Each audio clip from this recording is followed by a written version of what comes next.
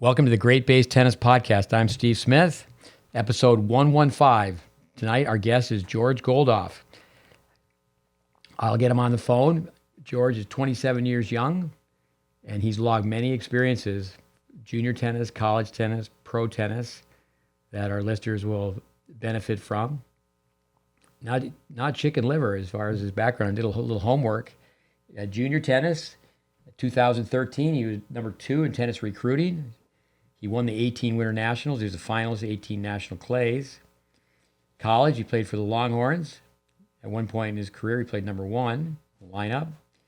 He also had wins over the number 1 and number 2 players in the nation when he was a Longhorn. Pro tennis, we're going to talk to him about pro tennis. Certainly interrupted by the pandemic. Got to be 357 in the world. I know in 2019 he won 6 doubles titles. So he's coached juniors, college. He was at Baylor. I believe he was at Baylor. I was there. I just want to hesitate for 1 second. I believe Baylor lost in the finals when one of the years that he was on the coaching staff. Currently, he's teaching tennis at Brookhaven in Dallas with Dave Anderson, who we've had on as a guest, and he's planning on getting back to play some. But let me get him on the phone. Lots of things we can talk about. Junior tennis, college tennis, pro tennis, his connection with us. Let's see here. My phone skills are always in question. But we got it going. Here we go. Hello? George Goldhoff, welcome to the GreatBase Tennis Podcast. Thanks for being our guest. Thanks for having me, Steve. I'm excited. Yeah, let's talk tennis. Let's do it. I went through a few things. Your background, it's not chicken liver here. You were number 2 in the class of 2013. That's almost 10 years ago. Tennis, number 2 in tennis recruiting. Yep. Won Winter Nationals, finals in clay, nationals. Played for the Longhorns. Played 1 at one time in your career. Had wins over number 1 and 2 in the nation. Pro tennis, 357 singles. Won 6 doubles in 2019. All good. Repeating myself, but tell us a little bit about your beginning days in tennis. Sure. Well, I moved to Mississippi at the age of about 7. And, I just one of those things where my family, we joined a small club. And, I started tennis with my dad. And we both really didn't have any background, especially my dad. And we popped in a couple videos. I know that one of them was the Andre Agassi and Nick Bollettieri instructional videos. I'm totally blanking on the name of it. I watched it whenever I was at Happy Lane. No, I know what you're referring to. He's wearing his bright orange and oh yeah. There's some neon. Right. I always think of him hitting a high arcing ground stroke and saying that's an offensive shot because the next ball is coming back short. How old were you in Mississippi when you started? I started at about 8.5 or 9. About 9, I'd say 9. And, it's just one of those things where I played a good bit with my dad, and, my dad trained me, and I played a bunch of other sports as well. The opportunities to hit weren't terrible. I mean, I'd hit at a public park or I'd hit at the club, and, there's a small community where, you could always, my dad was always trying to find me hits. I'd hit with anybody. And the main hit, though, was the ball machine, because my dad and I couldn't rally with each other in the beginning. So we would just take turns on the ball machine. And during weekends, we would be out there from around 8 to 11, and then we'd go track. And then during the weekdays, I was so excited to play that I wanted to be able to play more, that we'd wake up pretty early, where I'd wake my dad up at around 5:30 to go out there and get a solid hour and a half in before I'd go back home, eat a little food, and then go to school, just to squeeze in a couple more hours in. But, it's just one of those things. You're in Mississippi, and I was telling Dave Anderson a little bit whenever I first got to Brookhaven here in Dallas that I think I had about 15 to 20 people in the section in Mississippi and the USTA rankings. So, and that was for the 10s or 12. Yeah, the 10s division. So it was one of those, I didn't really notice it. I was just having fun. I loved it. Just loved hitting balls. And I was lucky to where first coach was an Ole Miss, former player at Ole Miss, Nick Baroni. So he was my, I guess the first coach I had outside of my father. And he I think he was perfect for me at that time, where he really fostered my enjoyment for the game. And while my dad was a little bit more of the hammer, and which was good as well. Definitely no workouts will ever be tougher than some of those Saturday morning workouts. We go ball machine for 3 hours and we go straight to the track. And man, those were some long Saturdays. But eventually, moved to Tennessee, and Memphis has a lot of great clubs. There's a lot of private schools with some great players, but I was a little bit removed from that, where my family would take me to hit at some of the clubs, like Racket Club of Memphis, whenever it was still open every once in a while. But that was about a 45-minute one-way commitment for my family, and my sisters would have to come, and that was never easy, especially for them. And, I eventually started hitting with Benjamin Donovan, who I'm sure you're familiar with. I know that he was training with you, especially during his time at Cal Poly. And so we would hit at a high school with a couple other players, and we do that about 3 to 5 times a week. We try to find time and, get an hour and a half in. And it wasn't terribly structured, but, we were still hitting, and, it was still, still solid practice, for what I knew at that time. And so just to fast forward, it was one of those things where my tennis game wasn't really progressing to the point where, by the time I was knocking on the door of high school, that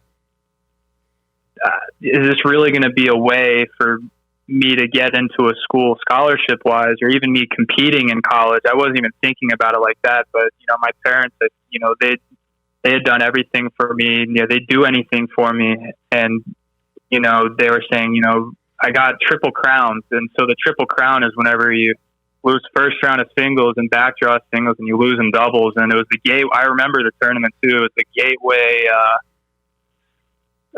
just a tournament in St. Louis. And then I got triple crowned again in Louisville. So I lost, I think, around 6 matches in a row. And I just remember, I don't know if I want to do this, and it was a difficult time. And there was some real questions that had to be answered, where, do I continue playing tennis? Because financially, is this more of an activity, or is this a sport that I'm actually going to pursue?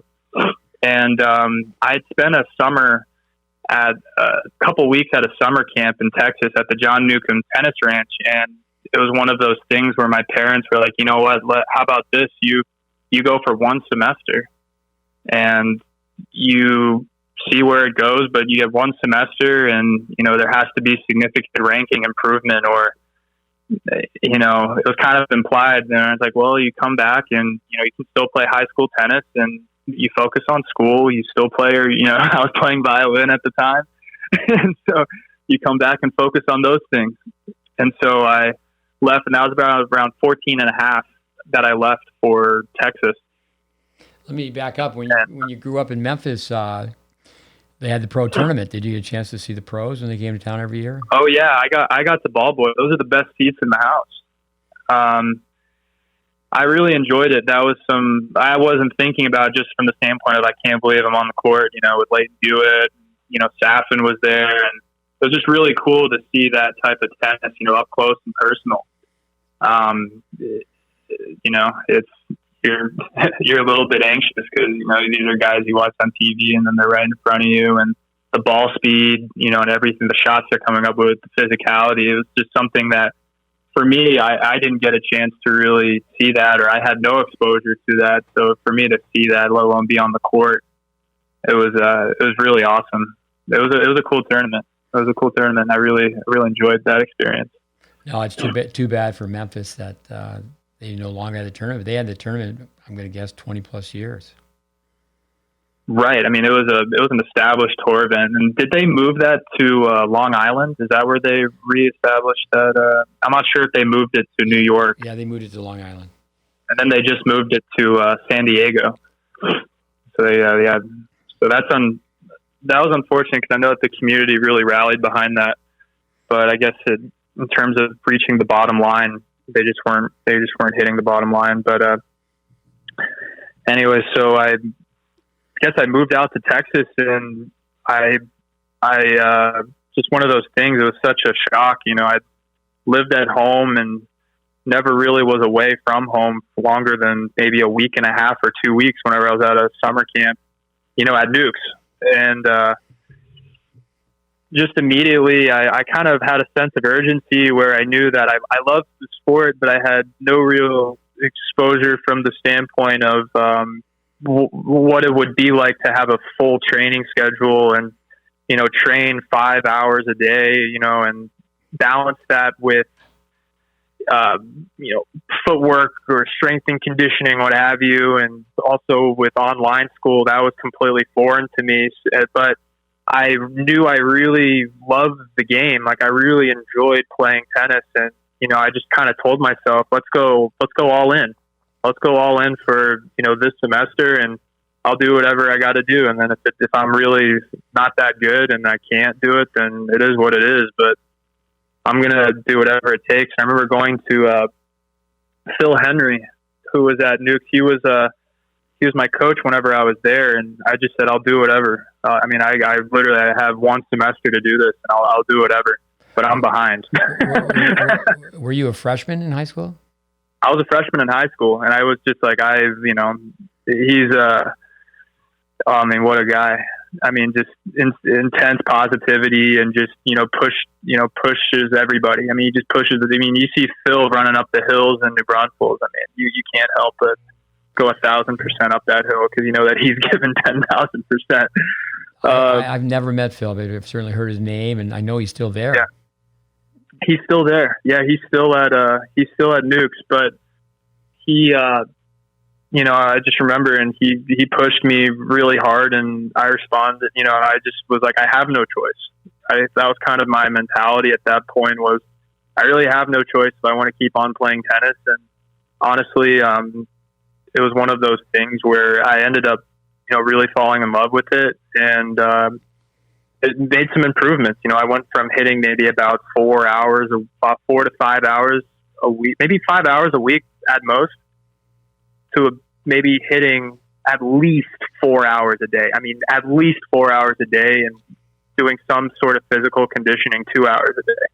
So I really improved quickly, and it was really noticeable on my end, where that's what was really motivating for myself. Was we were playing more than anything. What gave me confidence was my results in practice. So then whenever I would go to the tournaments, I kind of had an idea of what I could do, but still had no idea what was going on. Just trying to work as hard as I could every day, and missed my family a ton, but really, they were still there to support me. But I really was starting to fall in love with the game, basically.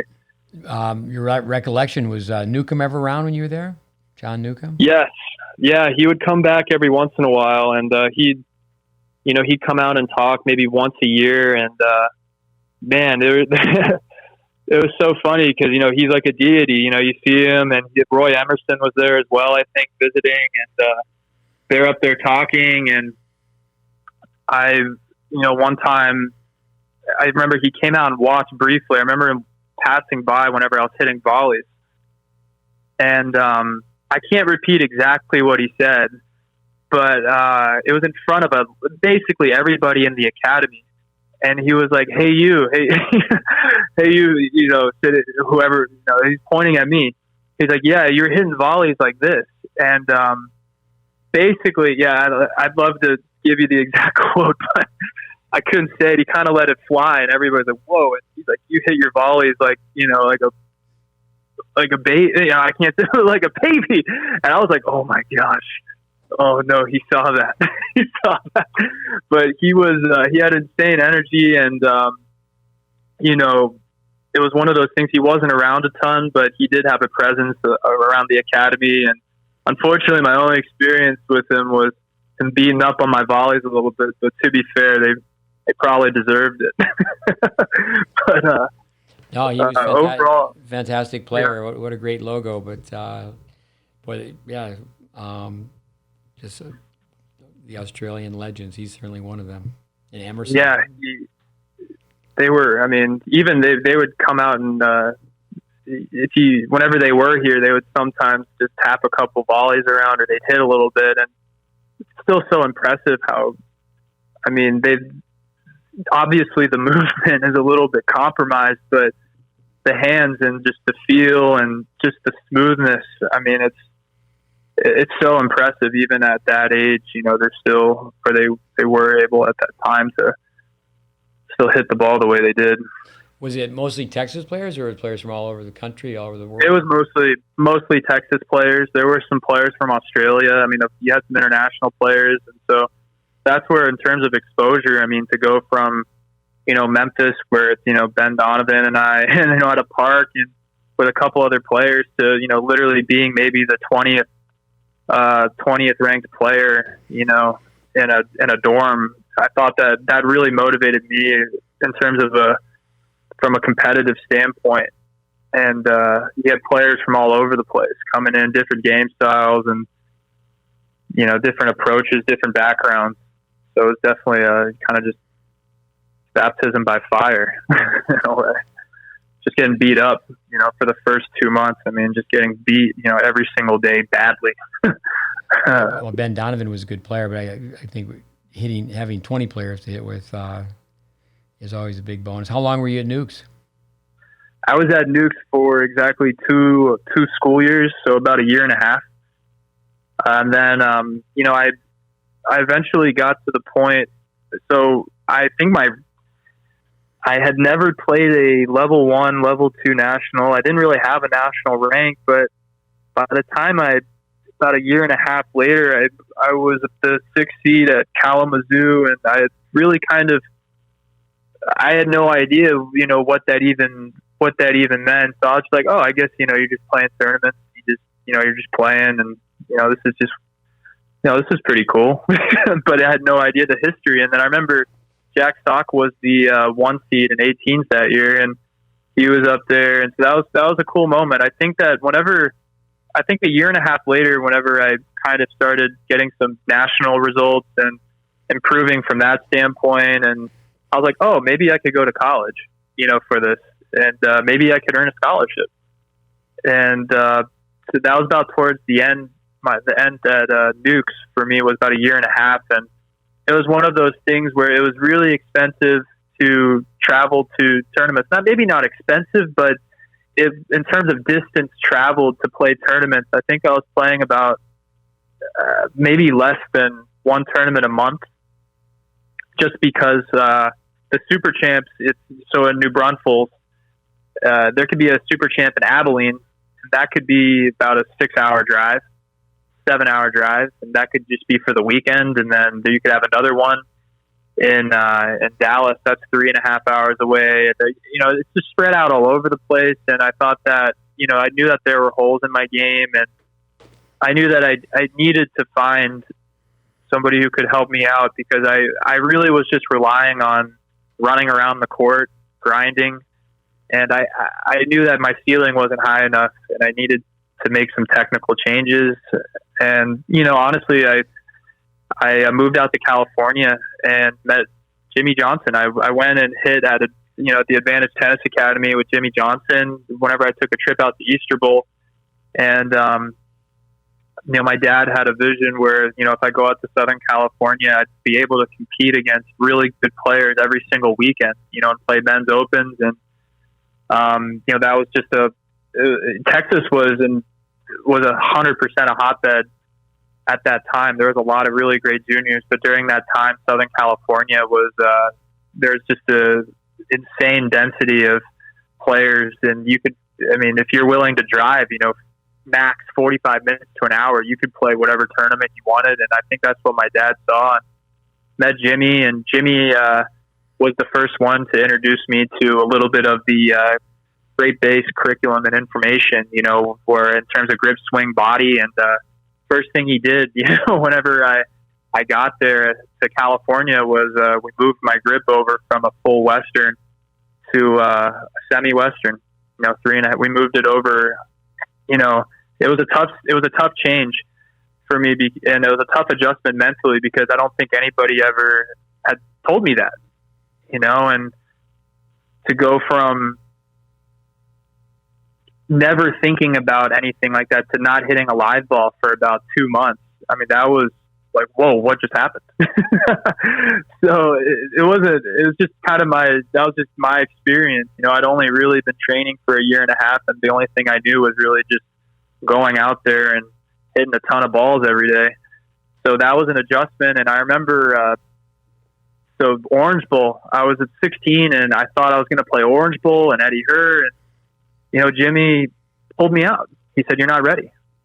You're not ready. Your forehand, you're going to go back and you're going to revert back. Trust me, that's where you're trying to go. You can't do that. You can't have that grip." And my dad was like, "Hey, that's what he's saying. That's what we're doing." And I was furious. I was so mad. And I couldn't see that. I couldn't see beyond it at that moment.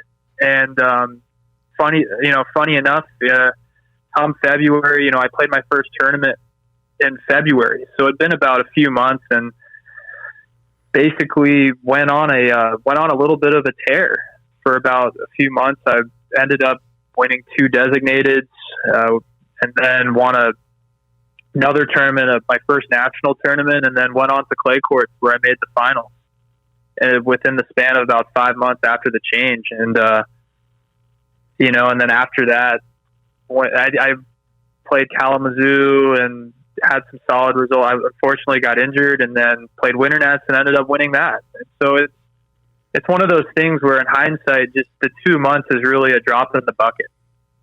It really was a drop in the bucket. And I think that going back, even taking a little bit of time here and there to work on other aspects of my game, but I'm going to be honest, in all fairness to Jimmy, I was not easy to deal with. I was super stubborn, and we definitely worked on some things with my volleys and my forehand, but I just wouldn't budge on a lot of other things, and that just goes to show the ignorance I had, at least. But and then the next year ended up getting I had no intention of no intention of even playing professionally, and played a couple futures, and ended up getting a win and a futures in Rochester over a couple players who were ranked college players who were ranked inside of the top 30. Again, I had no idea what that meant. I was just going out there and competing, and then ended up getting my first ATP point. And I was like, "Oh, what is that?" I had no idea even how to look up the guy's ranking. And it was like, "Oh, he's 400. Okay." I just had no idea, but then I knew I played Jameer Jenkins the next round, who won NCAAs, and I lost 0-3. He clipped me. He absolutely beat the brakes off me. And, and that's whenever I was like, okay, well, I don't know what that means, but I guess people are telling me that's a good win. So I just kept on just trying to improve. And I think that kind of me not knowing or being around that, or anybody saying, like, hey, you need to focus on, playing professional, or you need to do this. That helped me in a way, because I was just like, all right, cool. Let's just go keep on playing and competing. But I get to college, and the college visits, and it was narrowed down to a few schools, and ended up, committing. Took one trip and ended up committing to the University of Texas. I remember my recollection is being out there to train the coaches, weekend workshop, and you were there like on a Friday morning, and then everybody left for a tournament. But then I was there a second time, and Billy Martin. I think of Billy Martin as a legendary player. When he was 15, using a Stan Smith wooden racket, Wilson wooden racket. He went 5 sets with Stan Smith at Forest Hills on grass. But he's a great player. But I remember sitting on a bench. It was you and one of the other students from Jimmy's academy. Joseph DeJulo. I think it was Joe because he was yeah. He has a little brother I know that shortly after, just like the next day, I was at a 12 and under tournament with his younger brother. But you could have gone to UCLA, Texas. It was one of those things where they had some early commits, and scholarship wise, I had a lot of my friends went there, and I originally, in a way, you can even ask Jimmy to this day. It was one of those things where whenever I got to California, it's like, all right, let's we're going to my goal is to try to get there and get to UCLA, and that was kind of a school where I'd go to the matches, and it was great for me to see college tennis and be able to drive up and watch, the USC, got to see Stevie Johnson play whenever he was, on that streak, and see certain guys and see those dual matches up there in Westwood. And, but it was one of those things where I felt like I had, my family had invested so much time, energy, and resources into me, and I'd put a lot of time into this as well, that, Texas, look, at the end of the day, Texas was, to me, unbelievable. There's a reason I committed three days after my visit. I loved it. But I don't think I could have looked at my parents and, been like, hey, for 2 years, do you think we can stomach, $55,000, after all that time and working to be in a position to earn a scholarship. I think that would have been really tough, to be completely honest. I think for our listeners that not wanting to explain, not all college scholarships are the same amount. They vary. They are in women's tennis, where there's at the top Power 5 conferences 8 full. But why don't you just touch upon that? The men have 4.5 and how that works. Yeah, so the men have 4.5 scholarships that are divided amongst the team members. While the women's team has 8 full scholarships. So on the women's side, if somebody gets a scholarship, they get the full scholarship. You can't divvy out the scholarship. So for instance, on the men's side, I could have 1 full scholarship, but split that up amongst maybe a few players in terms of percentage points, things like that. Whereas if I give a player a scholarship on the women's side, full scholarship. There's no dividing up the 8. So I think that's the big difference. And on it's not easy. It's not easy. There's ways that you can, as a college coach, you can, whether it's academics, there's a lot of schools have grants. What a lot of coaches are doing now is they'll tell a player, hey, come in January. You can still train, go play tournaments, but come back, and that would count as 50% roughly of a scholarship, depending on the institution, because it's half of a full school year. So there's a lot of. Go ahead. Sorry. No, sorry. Go ahead. I was just going to say, so the scholarship at Texas was just more substantial. It was more substantial, but also I felt like I wasn't really sacrificing. And at the end of the day, I felt like Austin was a great city. I knew I wanted to be in a big city. I'd lived in since I was 14 and a half in a tennis academy, and I really wanted to get experience and meet people outside of the tennis realm. I kind of want to just be thrown into a big environment. I knew some guys on the team at UT as well. And I was also recruited by Ricardo Rubio, and I really liked Ricky, and I really liked Center as well. And I just immediately got to the campus, and I felt like, yeah, I 1,000% could see myself here. So I want to be clear that whenever I say that, it was a scholarship, it wasn't a scholarship thing, but to me, it was just interesting where I felt like the whole time I was in California, it was like, yeah, I want to stay here. And then I took my trip, and after visiting, it's just like, this is where I want to be. This is where I want to be. And with Texas, you mentioned Coach Center, Michael Center. Who were the coaches during your 4 years there? Right. So my first year, it was Michael Center. The assistant coach was Ricardo Rubio.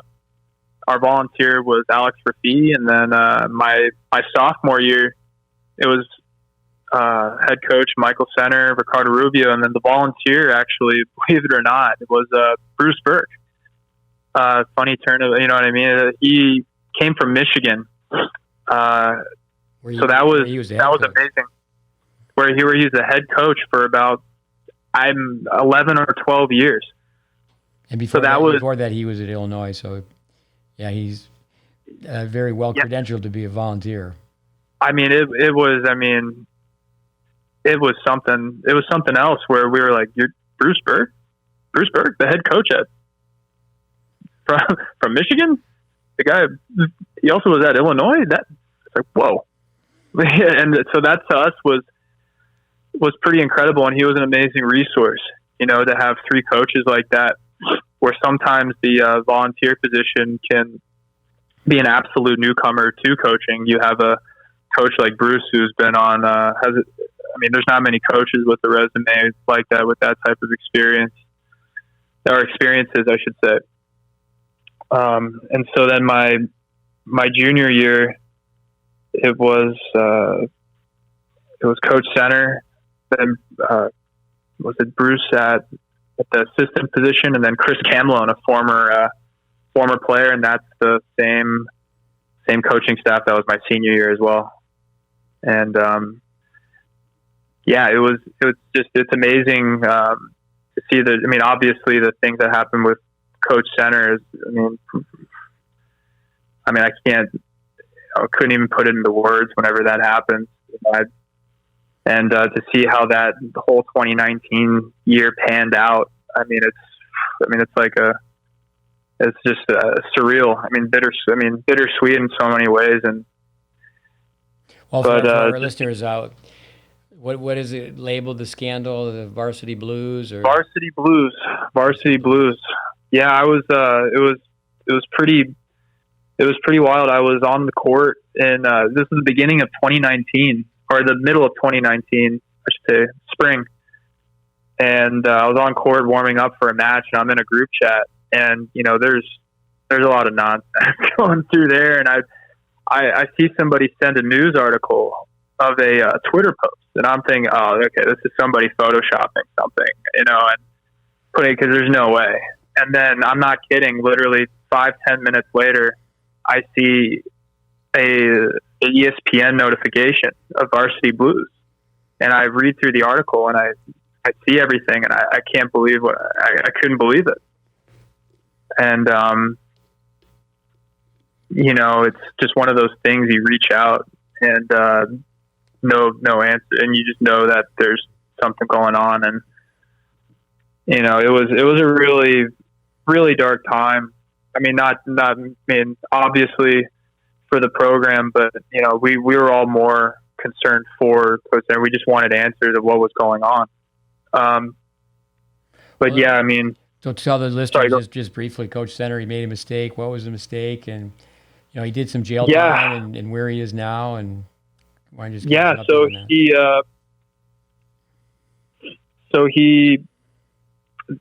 So he basically, accepted money anonymously, and had anonymously donated that money to the program, and but just under an illegal fashion, basically. And there was a 10-year FBI investigation of a lot of different programs and departments all around the country, from all divisions, and he got caught up in that investigation, and it's just really unfortunate. And he obviously made a poor judgment call, but I do not believe that that's an indictment of who he is, because that's not the person that I knew for the 5 years I was on campus in Austin, and that's what I mean by, we're all concerned, and we were all concerned, and, we were all just reaching out because we knew that,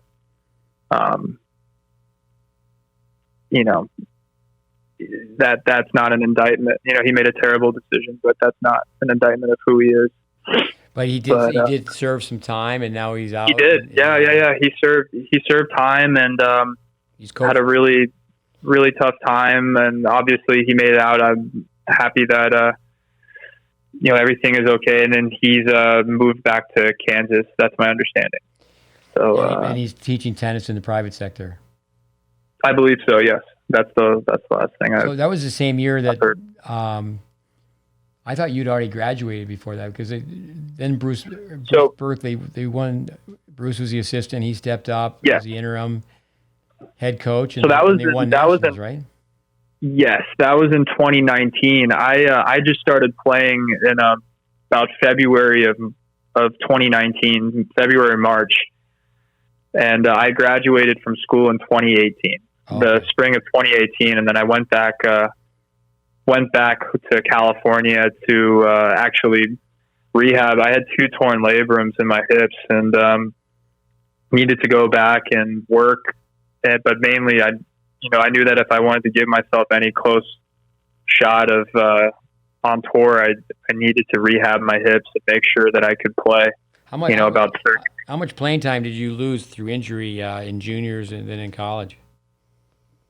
Well, in juniors, I really didn't. I had shoulder pain, and I had some wrist issues, but I really did not have any significant injuries. But in college, I really didn't, and even in juniors, I think it all builds up, but I really didn't take care of my body, I think, the way I needed to. And, my freshman year, I know exactly when it happened. I went for a return, and I felt this extremely sharp pain on the inside of my left hip, and I just immediately collapsed. I mean, face planted off of a return. And I was like, that's not normal. And it was diagnosed as hip tightness, and it was just one of those things where, I was like, all right, well, I mean, that makes sense. I mean, I'm not Novak. I'm not the loosest guy ever. And so to fast forward 2 to 3 years, 3 years later, I compensated so much in my right hip that the same thing happened. And at that point, I got an MRI, and I had to take some time off during some falls, but nothing really substantial. And so whenever the MRI came back, and it was like, yeah, you got 2 torn labrums, and that was a really tough pill to swallow, because I felt like I was coming off of a great junior year, first full year where I was playing one, and it was a really rough start, but I felt like I was finding my footing and finished strong. But it was right before All-Americans, and it was, you go from feeling like, you can make a good run to my year might be potentially shut down. My whole last year of college tennis that might be it. So that was a really dark time, just from the standpoint of, I wasn't really sure what I was going to do. I think the athletic training, department at UT, was pushing for me to take a cortisone shot. And I think, if I was a freshman, I probably would have, just because it's like I wanted to play so badly. But at that point, I was like, I really don't know what kind of damage that would cause if I kept on pushing through and further damaging my hip. Just looking down the line, I just wanted to make sure that I didn't have to, get a hip replacement or anything like that if I played through, a full year. And without any type of rehab, especially if I didn't feel the pain. I couldn't imagine what it'd be like if I didn't feel the pain, the type of damage I'd be doing in that labral socket. And, after talking to, sorry, go ahead. I was going to say the University of Texas is right up there, 1, 2, or 3 with largest athletic budgets. No. What was the support system as far as injuries? Were you pleased with that? As far as I was pleased with it. It was just one of those things where I think that they laid out all the options. They laid out all the options for me, and there were, in terms of the resources at your disposal, it's pretty insane, but I think for my situation, it was one of those things where I knew I didn't want to redshirt for a whole year. And if I did get surgery, that would shut down I would be out for about 5 to 6 months. I wouldn't be hitting a tennis ball for about 3.5 to 4 months. If I get the cortisone shot, that would take care of the pain, but there's no promises in terms of how that would affect the actual labrum long term. Or I just go and try to play and just rehab everything around it the best I can and just strengthen the muscles around the hips and the back and everything. And so I came to the conclusion where I didn't want to make a decision immediately. And so I took about 2 months off and just did rehab for that whole area. I didn't hit a ball. I just one of those things where I just did everything I could. I'd go into the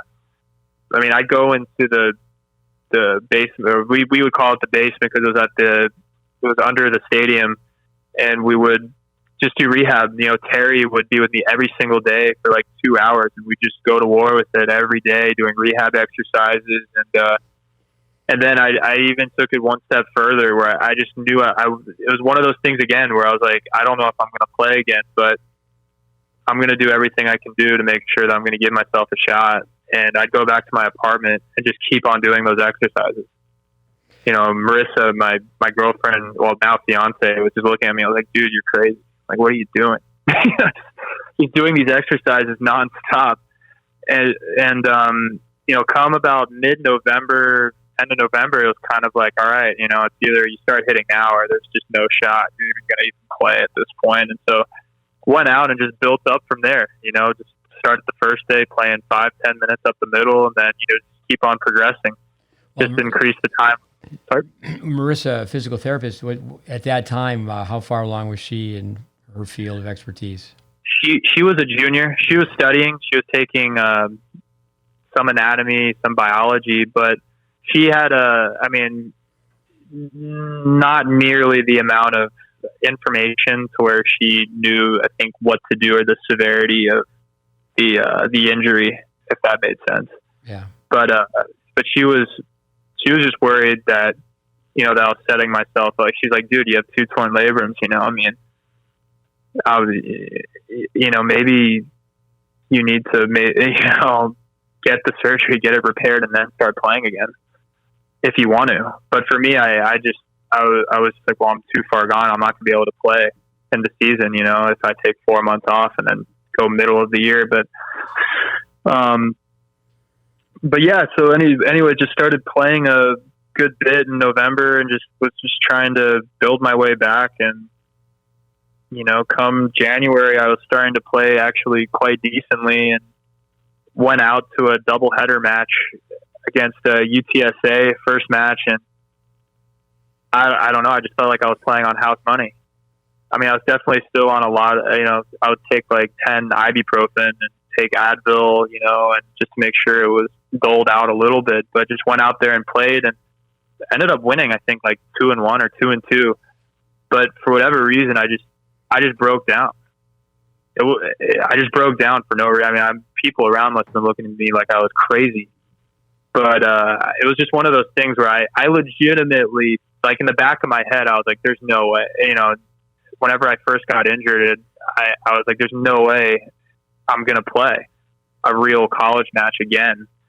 And so whenever that happened, even though it was, against UTSA on a Wednesday afternoon, like maybe one person watching, I was just like, I was just totally, emotional. And, Dimitar Petrovsky, who was a former player at UT, and he was coaching the UTSA team, and he kind of had an idea of what I kind of gone through. He was nice enough in the middle of the dual match to come over, but at the end he was like, all right, dude, like, come on, man, get it together, brother. There's still a dual match, go out and help out your teammates. And so that was a cool moment. And, honestly, I played with a lot of pain that year. There'd be certain mornings I couldn't really put my shoes on. Like, it would be really tough to, like, bend over. And so I would tie the shoes and just put them on. Just kind of slide your foot through. But I felt like more than anything, I wanted my teammates to know that I wasn't just, it's George, he's a senior, and he's going to just play. Like, no, you can rely on me. I want you to, I want my teammates to feel like whenever I'm out there that I'm not a liability and I'm just going to get injured. So I felt like I did my best to, really push through and, finish the year the best I could. And especially during outdoors, whenever I had a couple more matches under my belt and a little bit more time. But it was definitely it was a tough year. I felt like my body took by the end of the season. I mean, I was really banged up. If you could turn the clock back, would you have done it differently? Would you have had surgery? Would you have taken the redshirt year? And by the way, let me just interject. Sorry to interrupt, but for our listeners, UTSA, University of Texas, San Antonio. But would you have done things differently? No, that's a great question. I think in hindsight, it was one of those things where I kind of just wanted to get done, but I think it was a little bit rushed. Where I think getting the medical red shirt would have been nice, but that would have included me getting surgery. And whenever you get the type of surgery that they were saying I should get, and I spoke to a couple other people about it, they're saying that the likelihood of you carrying it again, unless you take care of your hips, is actually higher. So I guess a lot of it would have been up to me whether or not that would have happened. But to be completely honest with you, if I went back, I think I would have got the surgery because I would have had time to rehab. Because here's the thing, I had a whole nother semester of school, so I would have had time. But to me, in the back of my head, I wanted to be able to compete in my last spring season, where I don't think I would have had that opportunity if I were to stay another year, if that made sense in terms of eligibility. I have written down in my notes 7 days, 7 months. I know that Jimmy Johnson, who was a student of mine in the program we had for college students to get a degree in tennis teaching pro management, and then his brother Joey, they both recommended that you come and see me. But when you finally did come to see me, it was after you finished your senior year. It was for maybe 10 days, but I got down 7. Where I was doing a project I was working for the nonprofit in Memphis, and you came. I remember saying, Goldhoff, you have to. There's say like 25 kids. They said you have to learn all 25 names, and then we'll. You thought I was teasing. I thought you were joking. Yeah, I'm not gonna lie. I thought you were joking. I said, no, once you learn all 25 names, we'll film you. We'll help you out, but you got to learn everybody's name in the program first. I thought I was too cool for school. But I remember 7 days you were going to go back, and your dad wanted you to finish the degree before you started to play. And I remember giving you a reading list and telling you, okay, you're going to be giving some lessons, but the Peter Burwash, to be 2% selfish, do these type of things in your lesson to improve your own game. What's your recollection from coming and being filmed for the first time? So you've gone through juniors, you've gone through college, and then you come and get your game assessed. Yeah, it was one of those things where, again, it was an inflection point. I got done with my athletic eligibility at UT, and, the next goal was even beyond just the injury. I was like, all right, well, I guess the next, route is I'm going to try to play. And I knew that, again, that it's a different level, and that I really had holes. I had technical holes. I mean, glaring technical holes. And, coming to Memphis was the first time I really, where there was I had to give actual thought into my game and really reflect on what I needed to do, in the sense of I had never really been presented with information in the sense of how to think about the game. Everything was kind of just instinct. So just my first impression, we get there and, I see Spencer. I knew Spencer actually before, and I met you guys, and I forget, we had a meeting that night, and I had no idea that you guys would talk about tennis every night. That was new to me. Like, I never, whenever I never really spoke about tennis. I would speak about other sports and stuff like that, but I would never, every single night you guys were sitting down and talking about the game, talking about life. And that to me was like, whoa. Well, yeah, for our you listeners, know? Spencer Johnson, son of Joey, nephew of Jimmy, Yeah. with the LDS Church. He's doing a mission right now, but he's scheduled to go to UCLA. Yeah, so he would have been a Yeah. student working at that time.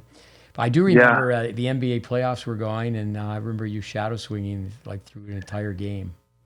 Yeah, so it was just one of those things where we had done that. Sorry, I got a little sidetracked, but we had done that. We'd done the video early in the day, and we did the how do I say, the classroom at the facility. And I'm going through it, and I'm just listening. I was like, that makes sense. You know, and it was one of those things where I'm thinking that makes sense, but little did I know how much effort and work was going to be needed to make those changes. So for me, you know, the first night I was like, yeah, that makes sense. I'm going to go shadow. I'll do some cone work. I'll bring the cone to the kitchen area, not the kitchen, but the living room where the TV was. I'll watch this game and I'll just shadow. It's like a Miami Heat game. I forgot who I think they were playing the Celtics or something like that. This was way back in, I want to say 2017. And so I was just shadow swinging, and and I felt like it made sense. I could feel it in the sense of my grip changing and how Western my grip was, and you know, just being able to visualize what's going on, being able to see myself hit the ball, and getting that information right then and there of what was going on with my game and why certain things were happening, why I was missing in certain areas. You know, doing the tiebreaker test and just not being able to put a volley inside the middle of the service box. Little things like that, where I was like, oh wow, okay. I mean, he's asking me to put it in the service box, and I can't put it there. No, and I'm sorry. As I started off with, your background's not chicken liver to be ranked 2 tennis recruiting and go to a prestigious school like Texas, but that happens quite often when we say, okay, let's just feed some balls and see if you can hit some targets. That's very shocking to players when they are skill tests like that. Yeah, I remember I won't say names, but I remember there was one, you know, a very highly ranked player whenever we were at Happy Lane do the ATP wise come and at Happy Lane do the tiebreaker test, and I think it was 7-1. You know, and it's Mackenzie McDonald. Yeah. With a great player. I saw he just won a doubles tournament. It was interesting to digress what he's played with Mello. Was it Ricardo Mello on the tour? Mello. I know his last name, Mello, but I don't. I know that they just won in Japan, and you know, he was just saying how it was great to play with a double specialist and how they clean up at the net, such a big serve and the level of expertise. But yeah, the ATP level is cranking the ball out like Hopman or Lansdorp, and you know, to his credit, you know, when you go through the test for the first time, if you start doing it over and over again, you get better at it. But but it was an eye opener. It was an eye opener for me. I mean, because it just showed, you know, how much of my doing, because I'm just able to maybe just run around the court and extend rallies and compete, you know, at a decent level, and how much of this is really what I bring to the table skill wise. Well, I think work wise too, though, when you leave and go, okay, here's a reading list and here are all these videos to watch. And then shortly after that, I remember, and I give people a hard time. I mean, our listeners, they should know I call you Georgie baby. I like the name George Silveroff. I changed my name to Goldsmith, but so I said, no, you're just cannon fodder because you went out to L.A., Carson. You know, you take a lease, and it's the war of financial attrition trying to be a pro. And my recommendation was to go down to Lake Nona and shadow Matt Clore, who was at Lake Nona. And, you know, certainly your level of play, you know, which you later went there, you know, the doors are open for someone who's accomplished. You know, I'd say they're very user-friendly with players with your pedigree. It was no, totally. Sorry, I mean to interrupt, but no, totally. I mean, I was given the reading list, and that's what I meant earlier by like I completely kind of blew that, where it was one of those things. I came back to UT, and I didn't review the information, but I still looked at the videos that were given, and I did some of the work, but I made some changes, but I didn't really dive too deep into it as much as I should have. Well, then, I was halfway in, halfway out, and, it was one of those things where, I've learned the hard way in a lot of ways where, you go out there and you think it's great, and in terms of exposure, it's great. You're hitting with guys who are, good players, and, you feel like you're, just being around, it's like, oh, cool. I'm hitting with good players. So what does that make me? But I wasn't improving my skills. I wasn't improving sorry. No, I call that cannon fodder, where I had 100%. A lot of players when I was in Tampa for 15 years would go out to Saddlebrook, and we had Austin Krychek on as a guest, and my son did the same thing, practicing with Isner, which is obviously so many positives, but you've got to do what you've got to do, and I think that parents, for example, fall for that trap where, well, if my kid's always hitting with better players, that's the secret. And certainly that's a benefit, but that's not an end all. It's not a priority. Couldn't agree more. No, and I think that I came to Lake Nona, and I remember that was probably about July of 2019, and I think I let you know. I was like, I asked you because I knew that. Yeah, I remember you saw me play, and you're like, dude, what have you been doing? It's been a year. I mean, what kind of changes have you really made? Have you looked at the course, the tennis intelligence applied? I was like, no, I haven't looked at it. And you're like, oh my God. And so that's whenever for our I listeners, knew I was far behind. For our listeners too, it's I think a lot of times we get pigeonholed where it's like, well, no, it's always grip, swing, body, it's always technique, but it's tactics, it's stats, it's the complete thorough study of what the body of work that we put together. But then what happened is you came back and forth a few times, but Matt Clore, who also has been a guest on our podcast, he said that you needed to spend more time. But why is it 7 days, 7 months? Tell the listeners a little bit about that experience, because with the pandemic, it's like we had a perfect bubble. We had a bubble before we knew what a bubble was. Yeah. This 10-acre property with a fence around it and a pool and some tennis courts and bicycles and it was a makeshift gym. No, I mean, in a lot of ways, I don't know many people who had a situation like that. We were lucky to be able to hit that many balls. I mean, definitely some long days, but it was one of those things where once I think I drove from California to Orlando, and I was really going to be there for about 2 to 3 months, and then everything happened, and with COVID it hit, and the bubble. Leo and Andy and yourself created this bubble, and a few players in there, and sun up to sun down. We would go out there and just work on our games. It was one of those things where all of this chaos was going on. You turn on the TV, and here we are in Happy Lane. Well, it's one of the things. We were fortunate to have the bubble that a lot of people weren't even hitting tennis balls. But I think a key word is application. 7 months in, I think, going back to Michael Center, he was connected to Scotty Perelman because that was his coach at Kansas. Yeah. And Scotty worked on the staff at Vic Braden's. He was also a guest on our podcast. He coaches at the University of Florida. Listeners should go back. That was a great podcast. It was after Florida won the Nationals. The movie script where Father Shelton and Son Shelton, where they win the team championship. But then also, too, is Bruce Burke was with Craig Tiley. Jimmy Johnson, he actually was with me he was just an 18, 19-year-old kid at the time. But all those names I've mentioned is if people just had 7 months, 7 months in Tibet, I mean, it's just like, okay, we're going to, immersion.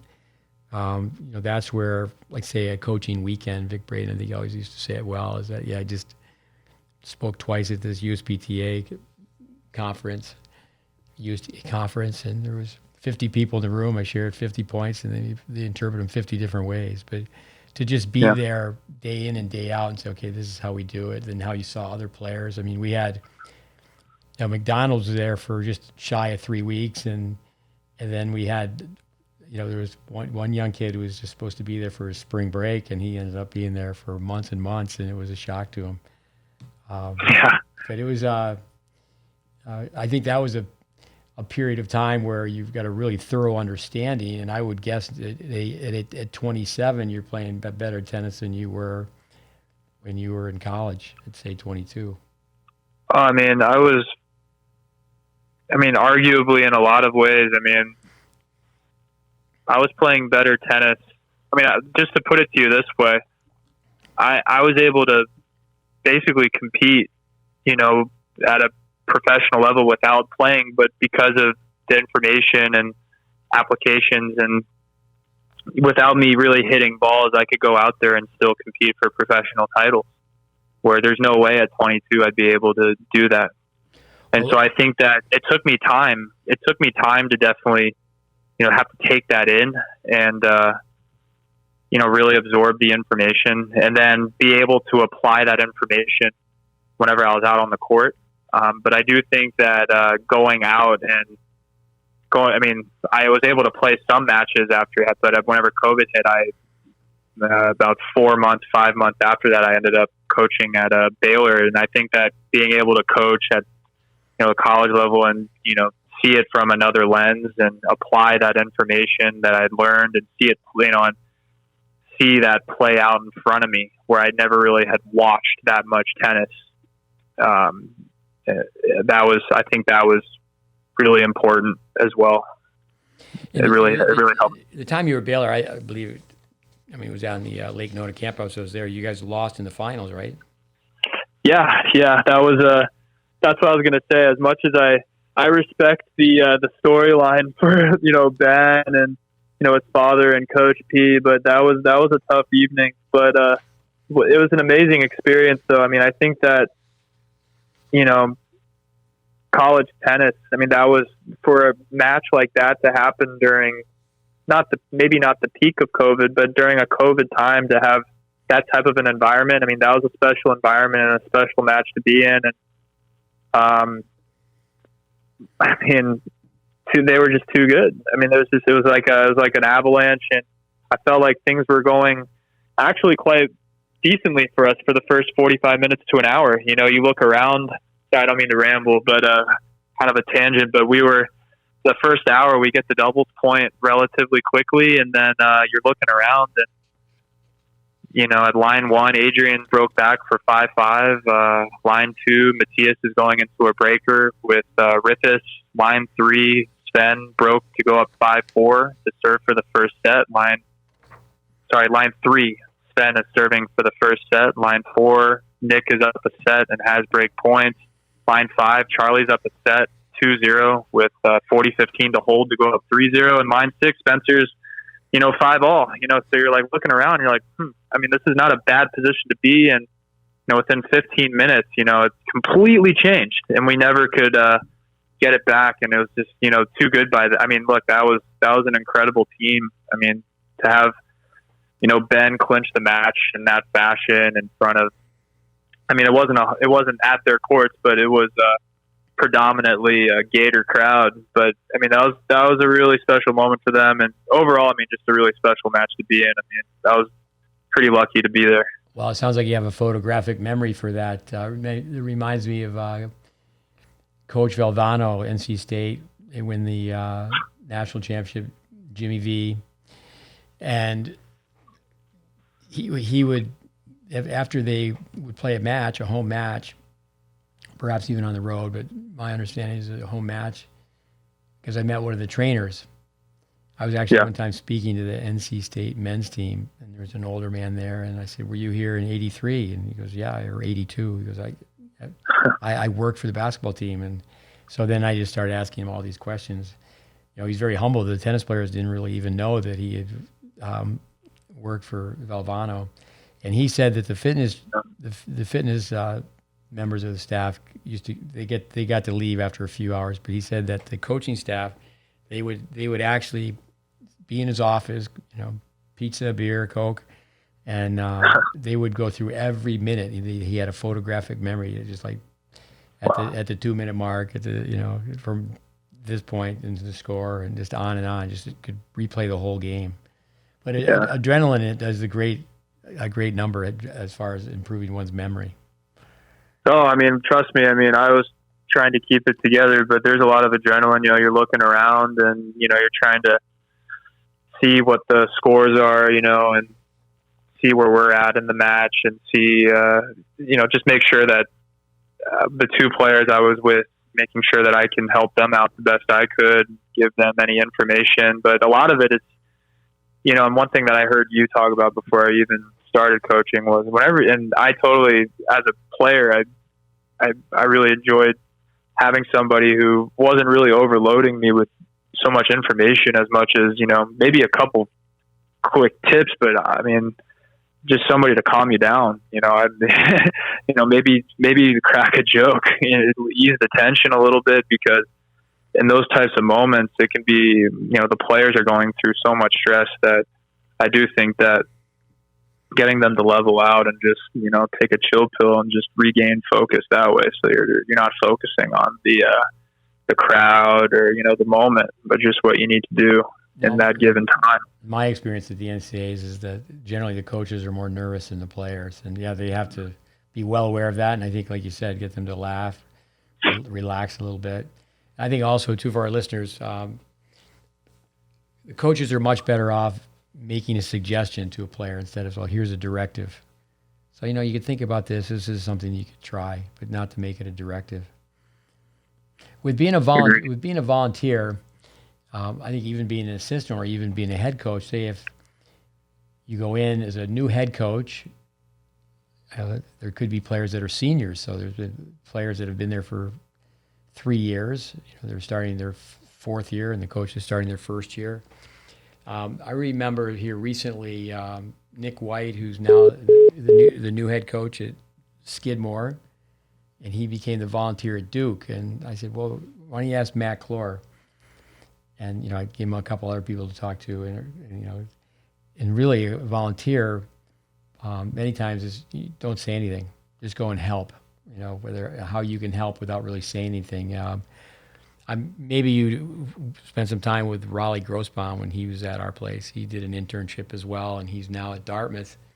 And he's a very extroverted guy. And I remember he was at Georgia, and I talked to Manny Diaz about that as a volunteer. Of course, you have much higher playing background, which would really help you out. But remember, Manny, was very much on the money, insightful. Where here's a guy who's 23, and he's telling 21-year-olds, and they're better players, and it's pretty difficult to if you're not in a position to be the head coach, and then you'll hear head coaches say, "Well, I don't have my own players yet." Why don't you comment on your time at Baylor? You did mention Bruce Burke. He was a volunteer with years and years of experience, and he was part of a national championship team before he joined you and your teammates at Texas.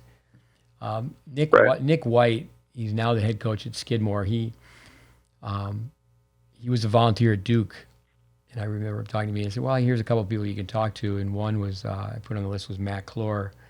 And said, well, really, when you go in as a volunteer, it's like you don't have a speaking part.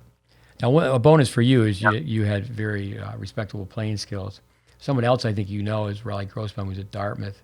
He's a very extroverted guy, and he's given the same advice: is go in and chart numbers, because even a new coach who goes in and it's their 1st year, it could be a senior's 4th year. Right. So.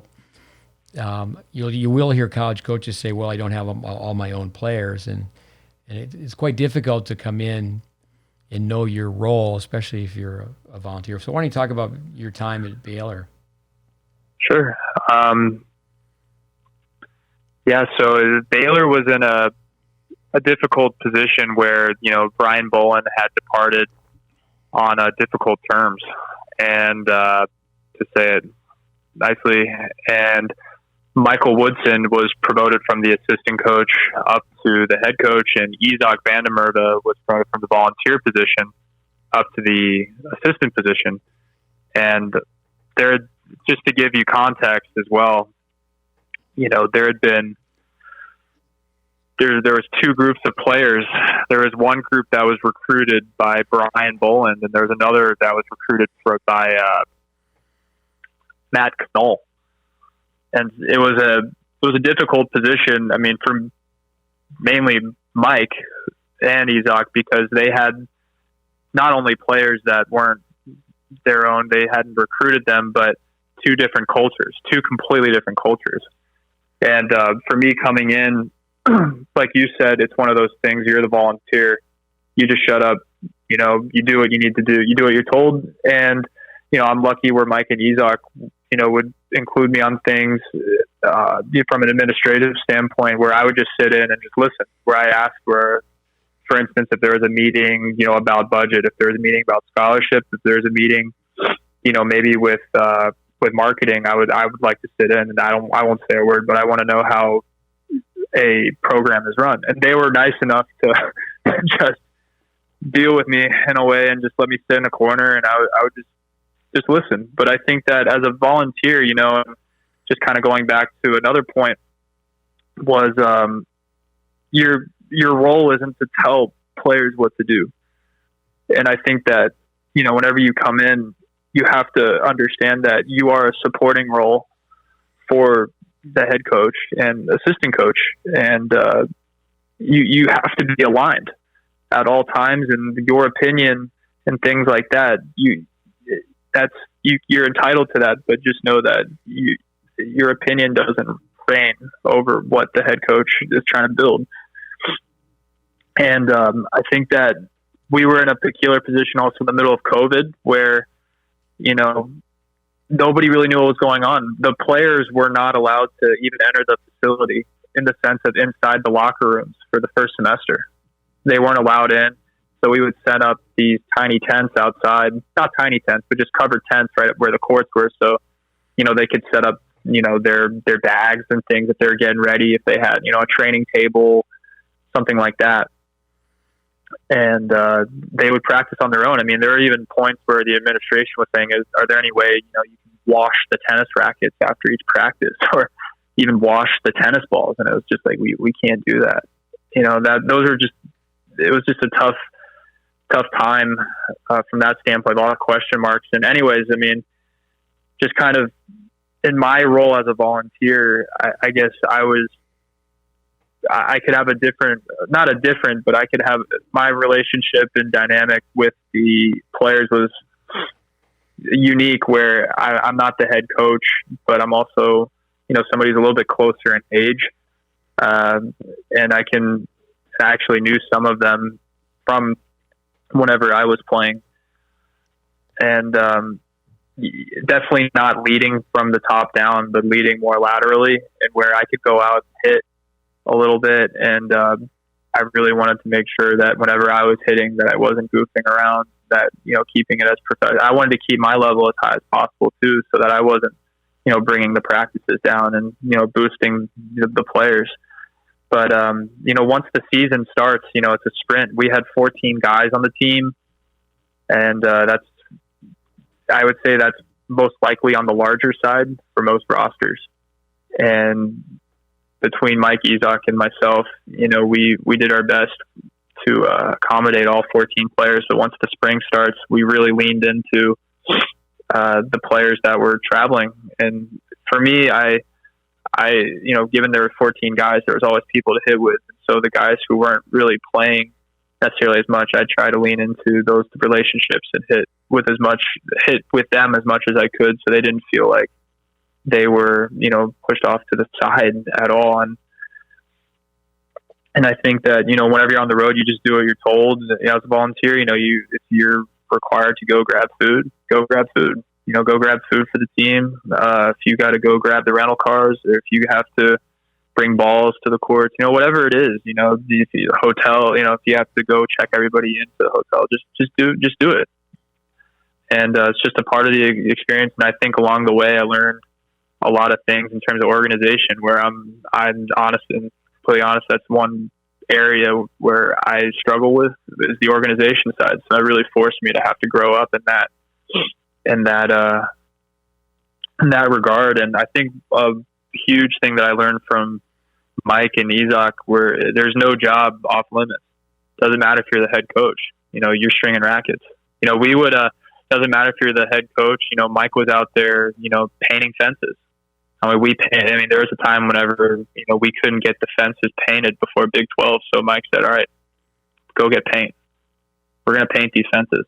And so we spent about 3 hours out on the courts, painting the fences. So I think that to me was really, really important to see, because there just really wasn't anything off limits in terms of you were never too high or almighty to do, because Mike's out there, stringing rackets. There's a point where we didn't have a stringer in the fall. So between Mike, Isaac, myself, we're probably stringing 8 rackets a day, and we're going out there doing whatever needs to be done. No, that's what it takes. I remember being a department head at a 2-year school, and people would say, "What do you do?" I clean the ballroom. I mean, you got to do everything. On being a volunteer, the nuts and bolts, which that's for technique, the X's and O's for tactics. I tell people all the time, you can, say someone wants to even work as a manager. I'm saying, well, instead of getting the Gatorade and getting the towels, why don't you be a video statistician? I don't think initially that a volunteer, certainly a manager, even the assistant coach, a new assistant coach, or perhaps even the head coach who comes in and he's got people who've been there for 3 years, is that you're much better off to go with tactics, be a video statistician instead of video technician. But why don't you talk a little bit about your role with being there as far as nuts and bolts, X's and O's, and Sure. the players' games? Yeah, so the way that it was structured at Baylor, where, all 3 coaches would, obviously have some input with every single player. You're just around each other all day. There's going to be input. You're going to be at every single one of each player's practice, but we were assigned certain players. So I was assigned 4 players my first year, where I could really lean into those 4. They were considered, I guess, my lead players. And I would meet with them, and we'd go over short, medium, long-term goals, whether that's mental, tactical, technical. And I think that, the reality is that it wasn't, you have to work within somebody's game. And that was a challenge for me, where my background, and the information that I had kind of learned at Happy Lane, it was one of those things where, having to tailor that around, where it's like, okay, well, I'm not going to be able to change somebody's continental grip on their volleys to a composite, to where they're going to feel comfortable making those grip changes, during the spring, but I can try to work within this person's game, or make them aware of certain things that are happening, whether that's me charting a practice match, or whether that's me going back on video and charting one of their actual matches, whether in doubles, and just showing them how the continental grip will affect where the volley goes. Just little things like that, where also as a volunteer, you can't demand those changes. I understood that dynamic. I didn't want to be the volunteer that was bossing people around, because the reality is that I just don't have that type of voice, in the sense of that wasn't my position. And I think that it would have been very hard for me to demand things from people. So my strategy whenever I was at Baylor, in terms of introducing certain concepts, where I would come prepared with as many numbers from charting matches or video or examples, and then it was almost as if you want to work on this, let's work on this, but if you don't, let's find another way to accomplish this, because it's just given my role, I think it was very tough, but I did have some headway with certain players, and I think that it paid off. But I think that as long as you have information to back up your claims, and you're able to explain it concisely and simply, I thought that I had success, with certain players, for sure. given my role as a volunteer. One thing for our listeners, Happy Lane, it was the 3-year period where we had a small setting just within 5 miles of the national campus. Here's an experience. One of our parents, bright guy, had the Harvard MBA, the glorified document. His daughter became a really good tennis player, played at Vanderbilt. He used to always say, Steve, you should just run doubles camps, doubles only. And just teach people double strategy. And I said, well, that sounds great in theory, but you still have to teach people how to serve. You still have to teach people how to return. You still have to teach people how to volley. So that's where, the technique and the tactics, they really become one. The nuts and bolts and the X's and O's, they really should become one. And then another thing, too, with Baylor, it's obviously a really good tennis player. You could talk a little bit about the team, the cast of characters, different countries, and whether freshmen, sophomores. I would say straight across the board that college tennis needs to adopt the same mentality as college football, where like a Tom Brady, they redshirt. Like the football players all come in redshirt because, it's just the opposite. Our listeners know I've said that a few times with these podcasts is that, a lot of the coaches sell out. They don't, the players have this, they're given the right to be a prima donna. Well, you don't have to come in the fall. You can just come in January, play pro tennis in fall, or even come in the fall and we'll take you to pro tournaments where straight across the board, there's obviously always a few exceptions to the rule, but most kids who play big time tennis, like at Texas, they'd be better off their freshman year is like, okay, like John Wooden, okay, now we're going to teach you how to dribble. Now we're going to teach you a chest pass. We're going to go right back to square one. But it's just not done that way. But tell us a little bit about the players, where they were from, and the recruiting. Sure. So we had players from almost every single continent. My time at Baylor, we had anywhere from Taiwan to Spain to Pittsburgh. I mean, we were all over the place, but Baylor historically has been a pretty international team. But I would say, man, we had guys from Chile, Slovenia, Canada. I mean, obviously the U.S., but all over the map, really. France. IHOP, International House of Players. I mean, it really is super diverse. But in terms of recruiting now, I mean, with the recruiting budgets that these schools have at the at this top Power 5 level, I mean, I remember the first summer after NCAA. So Mike went straight from Orlando and just immediately started recruiting all over the world. I mean, including the U.S., but all over the world. Just taking trips and recruiting online, obviously texting, and just went to where I think he was in Waco for about 3 weeks for the whole summer, and was just recruiting and working on getting players. Oh, it's really changed. Where years ago, the coaches were running camps all summer long, so the budgets have definitely increased. But that's one thing as a volunteer, you can't do any off-campus recruiting, correct? No, I'm not allowed to travel, but I am allowed to have contact with players. Like if they reach out, for instance, players would reach out to me on email, and I could respond, or on social media, things like that. But one thing, what was interesting, and just kind of harping back to this part of the recruiting process, but a lot of players would come in and they would say, well, I don't know if I'm going to play professionally.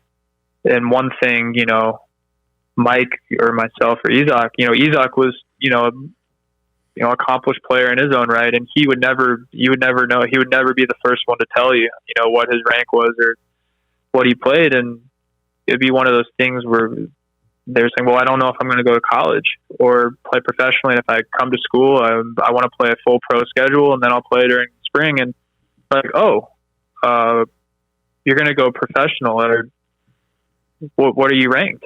Do you have any ATP points? He'd be like, yeah, we have about 1 or 2. Like, oh, okay. What is your ITF rank? And then it would be, something, I'm not going to give a number just out of respect to some of the people we talked to, but they were like, okay, have you played certain players in the top? What are your results against players inside of the top 200? Well, I haven't played any.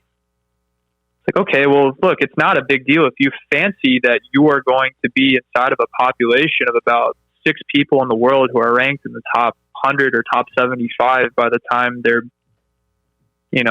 20 or under 20. That's great. All credit to you. You got a lot of confidence. But just know that the average age in the top 100 right now is 30 to 31. And you're putting yourself inside of a population of about 5 to 6 people. And it's not to be negative, but we just, these are the numbers, and we would recommend that regardless if you choose Baylor, we can help you out with trying to go to a school. And, it really is crazy where, players are asking to play more tournaments during the fall. And, look at the results you're having whenever you do play pro tournaments. And the reality is a lot of the players who are traveling to play more pro tournaments, it's not a matter of playing more pro tournaments. It's a matter of building up your skill set. And the results show. I don't know what playing an extra 10 tournaments during the fall will bring you if you're qualifying only for 2 or 3 of them, and maybe have 1 or 2 points to show for out of 30 tournaments, you have 3 points. It's like, well, I think that we're missing the point. That makes sense. You need more matches. You need more matches. You need to build up your skills.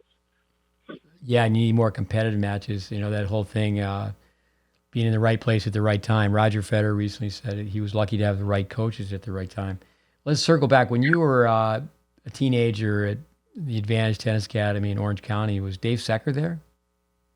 Dave Secker was there. Yeah, Dave was there for a brief period. So I would come back over the summer and train / coach a little bit on the side. And Dave was there the first summer I came back. No, so I had crossover. I'm sorry, crossover. Yeah. So with Dave, head coach Simon Earnshaw, they're doing so well at NC State. I know they just won a doubles title, another doubles title. But he's done the homework. I do think it's, it's done that. I know it's not. I shouldn't say I think it's a lot of hype for these college coaches to say, hey, come on in and we'll take you to pro tournaments. I think it's you're in college. Let's develop you as a college tennis player. Obviously, with the plan of where you're going to go beyond college, but let's really go to work on skills, because really. There are some home run stories, but again, I just think that it's upside down, inside out, and it's just wrong. Where, most college tennis players, incoming college freshmen, would be best to take more time, and the system allows for that. So it shouldn't be rush. There's so many things to talk about. We'll circle back to you playing and thinking about playing again, but.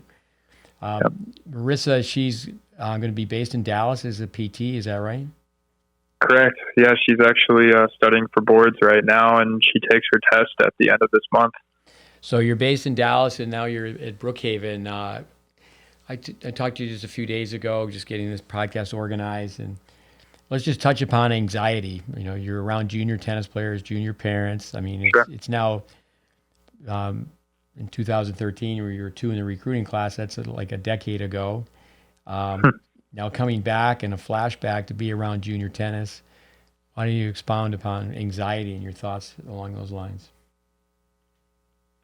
Yeah, I mean, so last week I went to took a group of players to a tournament. It was the first time in a really long time been to a junior tournament, but obviously it's been about 13 years since I've been to a 14s 14 and unders tournament.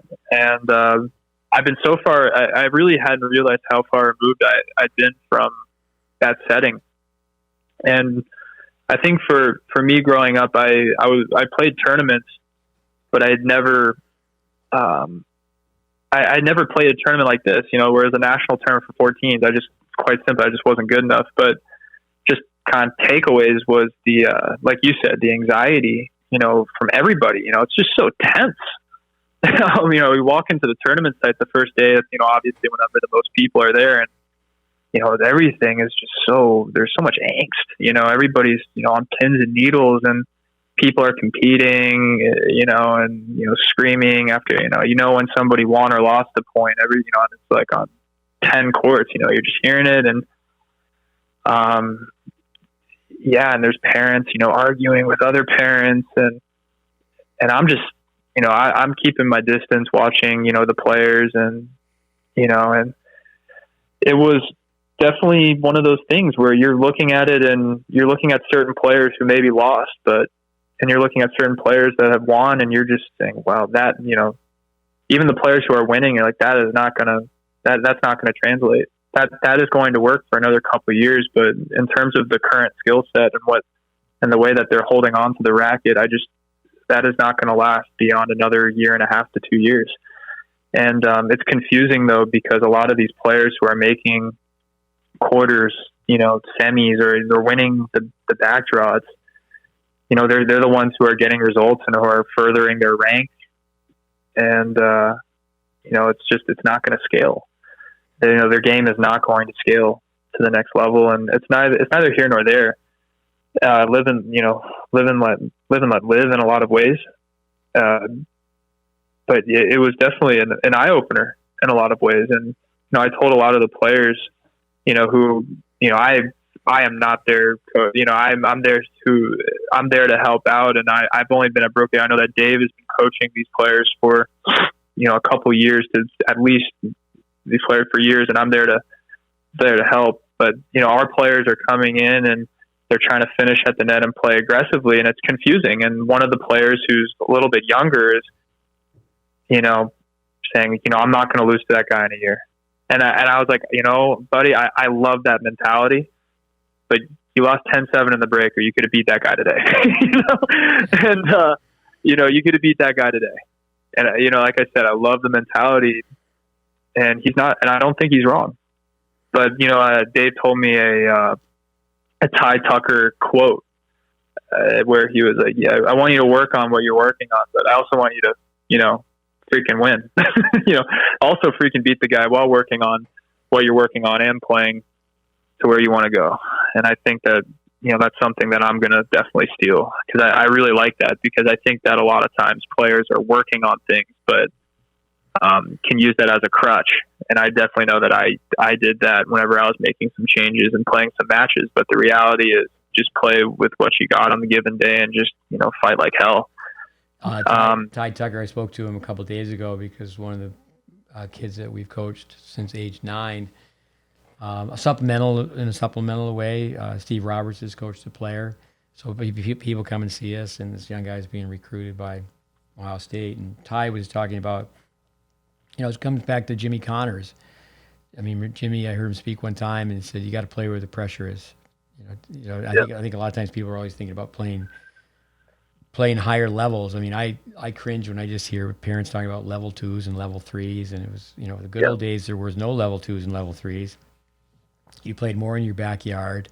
There wasn't as many tournaments. You stayed within your section. I mean, but Ty was just saying that, in the end, everybody knows that you got to learn to be able to compete.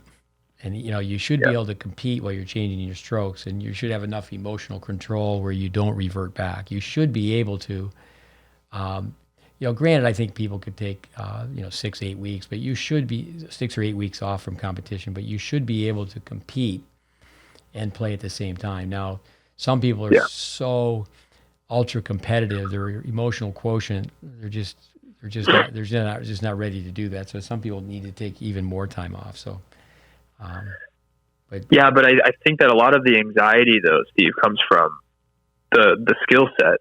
If I know that the only way I have to win is to just put balls in play, and I'm at the mercy of my opponent.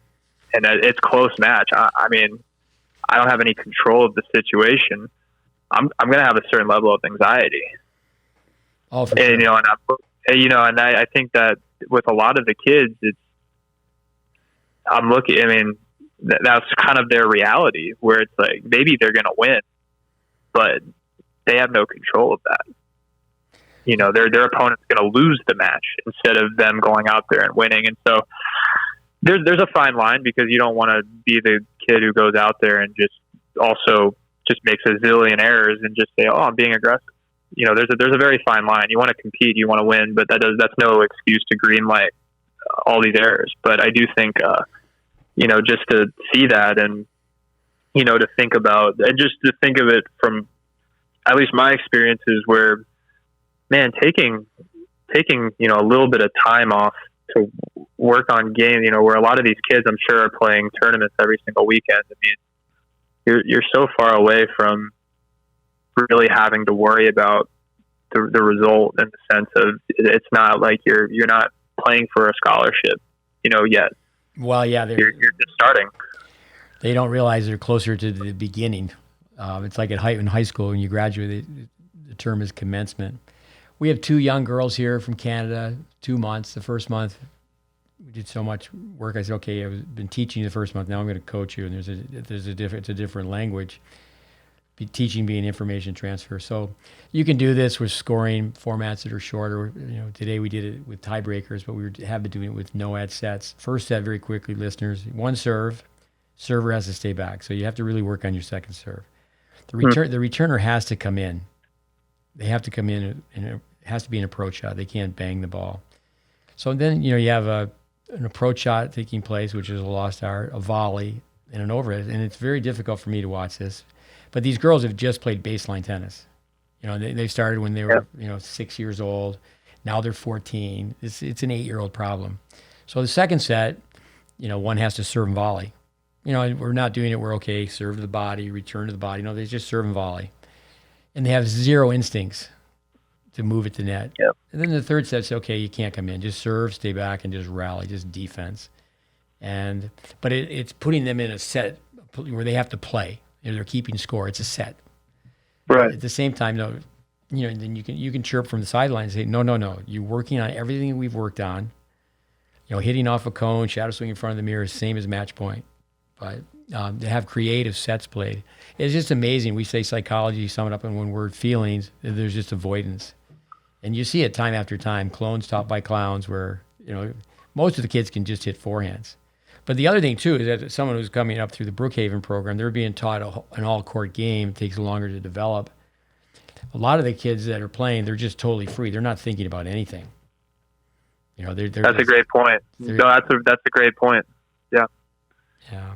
I was just going to say, and to be completely honest, it's funny you bring that up, because there was a kid this weekend that plays at Brookhaven, and that's one thing I was telling him. I was like, you have a lot of options, but that's where you're getting really confused out there, and you're freezing, because it's just, I was like, what am I, putting it all together into structure, knowing the areas of the court, when to execute certain plays and what to do in certain areas, where that should actually free you up, and where you don't think it's just automatic, but it's just putting that all together at a young age, where it's you're playing against a kid who's only thought is, I'm going to run around and hit my forehand into open space. I think it is a red flag for pros first and parents second, and then if the player is doing it, where they're going to say, well, a year from now I'm going to win. It's like, no, you need to do it now. It is an approach for the future, but that expression, the future is now. Yeah, and that's my point too. Is like it's a lot closer than I think these kids think, in the sense of, it's really not that much time. It's not a lot of time, but if you're working and you're very focused in what you're doing, you can make big jumps. You really can. I really believe that, especially at the, at the 14s level where you have so much to gain. And you don't have as much myelin, you don't have as much built up as maybe somebody who's 22 or 25 or, somebody who's in college. So it really is not that big of a deal to just go out, work on what you need to work on, still compete to win, but work on those things and stick to the way that you want to play, because it's just one of those things where it's the level of anxiety. Actually the kid who won it was 12 years old, who won the tournament was 12 years old and was just calm, didn't say a word. I mean, just mature beyond his years. I mean, compared to some of the other 14 to 14 and a half year olds there. And I thought that was really interesting. Yeah, his dad did not say one word. The kid did not say one word. You wouldn't know whether he was winning or losing. And he won the tournament. Nothing was said, and they just go. It was really, I was just basically watching people, whenever I was there too, besides our players. And I thought that was really interesting. Watching that player and his father interact for that tournament. But there's so many things. A lot of tennis kids today, they've never been in an overtime in a basketball game. They've never had a penalty kick in soccer. It's just tennis. What about the bleacher talk? I think there's always a buzz at tournaments when, what are the parents talking about? And it's too much UTR and who's going here and who's working there. Yeah, it's a lot of UTR talk, I think, amongst the players. I mean, I didn't have UTR growing up. There's only the USTA ranks. There's really only one ranking system that at least I paid attention to. But the level of knowledge that these players have of everybody's UTR, who they've beaten, how that's going to affect their UTR if they beat a guy, what happens if they lose. It's pretty amazing. I mean, amazing is one way to put it, but we're kind of missing the point of the UT. It's just a number, but I think one thing that, and framing it in a different way, is like, what's your forehand UTR? What's your serve UTR? You just think of it from a different way, because this understanding of the UTR to me was quite incredible, but it was also kind of alarming because nobody's really talking about stats. Nobody's really talking about, at least in baseball, there's even just from a physical training standpoint, there's certain numbers you have to hit in terms of, shoulder exercises or how much you squat or things like that. And, there's kids in middle school and high school talking about that, and I'm sure that, everybody's talking about numbers, but it's a little bit of a different talk than like somebody's rank. Well, and it is a ranking. We always say if you're a 9 and a 10, that would be a rating. But if you're a 9.26, when you were a kid, it was, are you a blue chip or a 5-star, right, 4-star, 3-star, correct? Correct. Yeah, there was tennisrecruiting.net, but even then that was like my last year of school when that was first starting to get really popular. It was mainly USTA ranks up until that point, and tennis recruiting was just starting, where I started hearing people say, "Oh, are you a 5-star? Are you a 4-star? Are you a blue chip?" Falling into those certain categories. No, I'm a tennis parent. I can remember certainly my son Connor. He wanted to be a blue chip. It was part of the language. You go to a tournament, and back in those days, some kids would say, "Oh, I had a really tough draw. I had to play a 4-star." Or I had a really tough draw. I had to play a 5-star. And it's like, shut up. But before, this is a very, very important point, is when kids played in their section, they knew where they were in their section. But as far as a national ranking, there was the indoors at Thanksgiving. Not everybody went to that, but people really wanted to go to the clay courts and the hard courts. And you played within your age group. And then it was after the summer that you would find out, in September, you'd find, okay, what would be your national ranking? But now it's like the stock market. The parents, some of the people have big investments in the stock market. They're not even looking at it. They're just looking at other kids' UTRs and where did everybody play this past weekend? And it's really a mess. So I think when it comes down to anxiety, that's a big part of it. And look, I mean, the these parents have a lot invested, and like what you said, where, if you break it down a lot of ways, some people are traveling from out. I mean, there is a couple kids from California who came all the way to Austin, and it's during ACL, which is a massive music festival. So the hotel rates are, jacked up. That means you have to get a rental car, food, stringing. There's a huge financial, investment going into these tournaments. Yeah, the governing body of tennis. What should happen? No one's asking me, but what should happen is the USTA should rent dorms.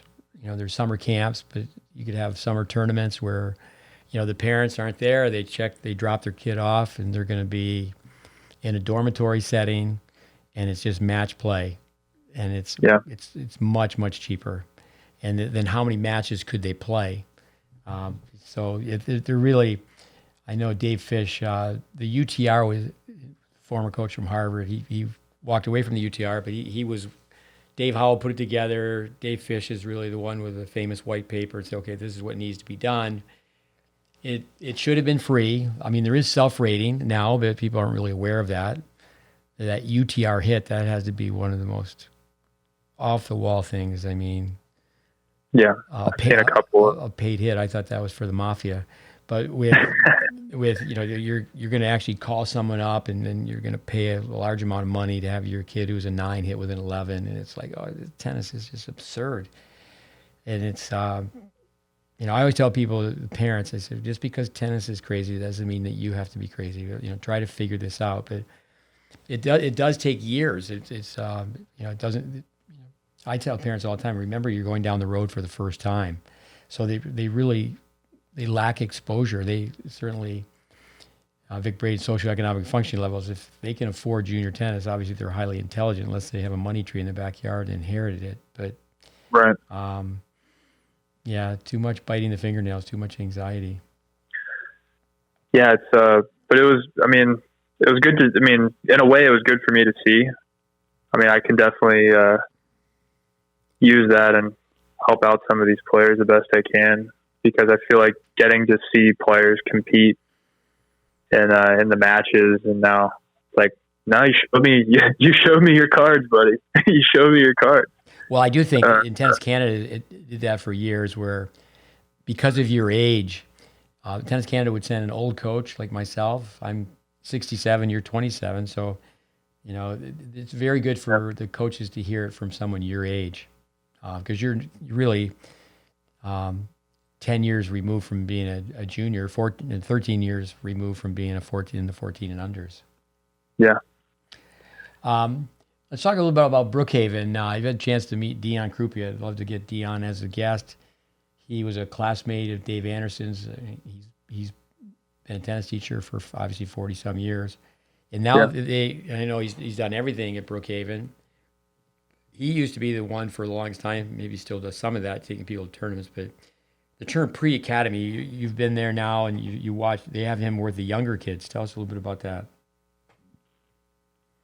Absolutely. Yeah. So I've been working predominantly with the academy, but there've been a couple times I've gone out with Coach Dion, and, I've never seen an academy that has had a pre-academy, or as they call it here, early childhood prep or academy prep. And it takes, kids ranging from 6 to 10, 6 to 12, I should say, and teaches them, grip, swing, and body. And, Dion's out there every day from 4:30 to 6:30 running the early childhood prep course. And like I said, I've never seen a academy have a pre-academy that feeds right into the academy. So by the time the kids are about 13 to 14, they have a basic understanding of grip, swing, body, and the Brookhaven packet, with a variation of the 7 concepts and information zones of the courts. That I have not seen that or heard of it from any other academy or organization. And so I think that was really impressive. And just Dion in general, his energy and what he brings every single day. I mean, there isn't a coach out there teaching younger, the early childhood prep or the academy prep that does not have an understanding of information. And I thought that was really important. And that's really special, because a lot of times whenever you look at junior development programs, I don't want to use the word the worst, but the least prepared coaches are the ones who are handling people who are first starting or hitting their first tennis ball. And I feel like at Brookhaven, you're getting somebody like Dion, who's been, like you said, he's been coaching for 47 years and has an unbelievable, fundamental understanding of the information. Well, being the tip of the spear in a lot of ways. So that's really special. Here's a Dion Krupe, IOD, injury of day. But Dion, he's always had the voice. So he was a student of mine years and years ago. And so there's some lower courts and some upper courts. And between the lower courts and the upper courts, there's a parking lot, there's a road, and there's a football field.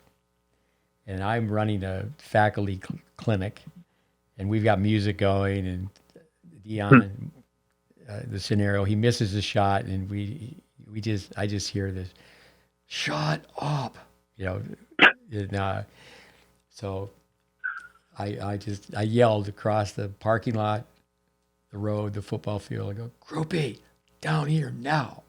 And, but he has that voice. But no, also I think that there's two sides to it. That the parent needs to, so it's great that the coaches understand the pre-academy format. No such thing as little strokes for little folks, the way the brain works. There's some adjustments where, okay, with the really little kids, we'll teach them to hit two hands on both sides. But there's really not that many advanced techniques. So a composite grip on the forehand volley, the karaoke step on the backhand approach shot. You start talking like baseball pick coaches, they don't start really teaching young kids how to, a slider or a knuckleball until they just have a basic pitching motion. Not that I know anything about that, but you just so many times, you just know that some kid looks like he's doing a limbo and he's been told to arch the back, toss over his head, and it's like, right. Hey, you're 12 years old. You just need to learn how to serve. But yeah, pre-academy. But I think there's so much salesmanship where everybody, I shouldn't say everybody, almost everybody, way too many, the vast majority are trying to complicate it. They're trying to add some secret sauce, and this is my 2 cents. But there's certainly some people that you've met that are at Brookhaven.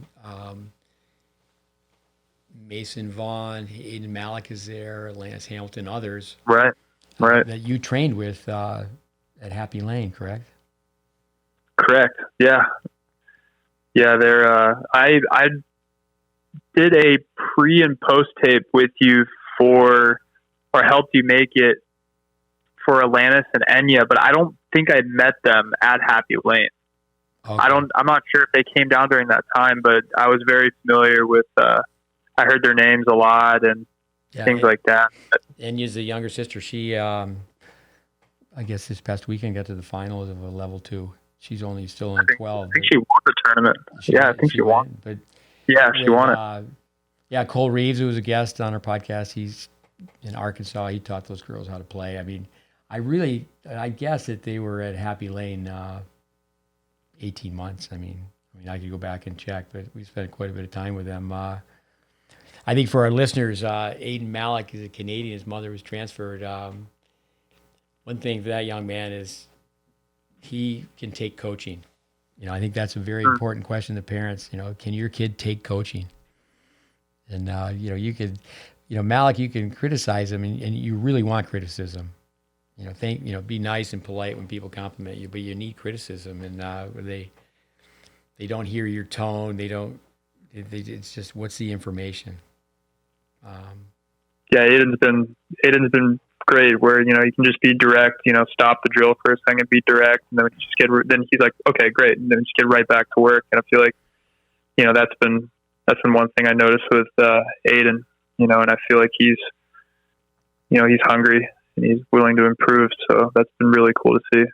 Well, he worked, spent so much time with Richard Hernandez and Mir on man, and that's where the information is the same. The approach is a little bit different. I think that Brookhaven, I don't know if it'd be fair to call it a private lesson model, because, obviously Dave works one-on-one and gives private lessons, where a lot of times, I don't really give private lessons. I do video work and have it's a much different setting. I've been in that situation where Anderson, where you have 25 pros and you're trying to make it work for them.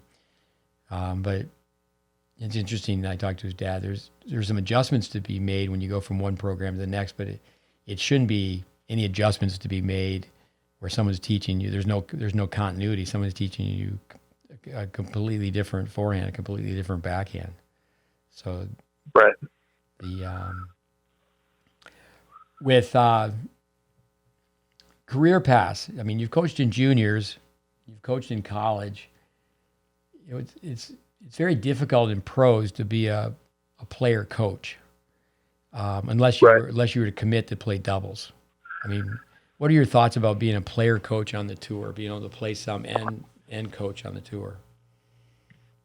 Yeah, I'd definitely be open to doing that. It would have to be the right situation, and I would be very new to that, in the sense of that'd be a new situation for myself. But I know that you've mentioned that, and being able to coach and maybe even just cover expenses with that player and go out there and play some doubles. But I know that you mentioned, was it Connor did that briefly with a player and had some success, if I'm not mistaken, but or did that briefly, or they were thinking about doing it? No, Arvind Don, Ram Ramanathan.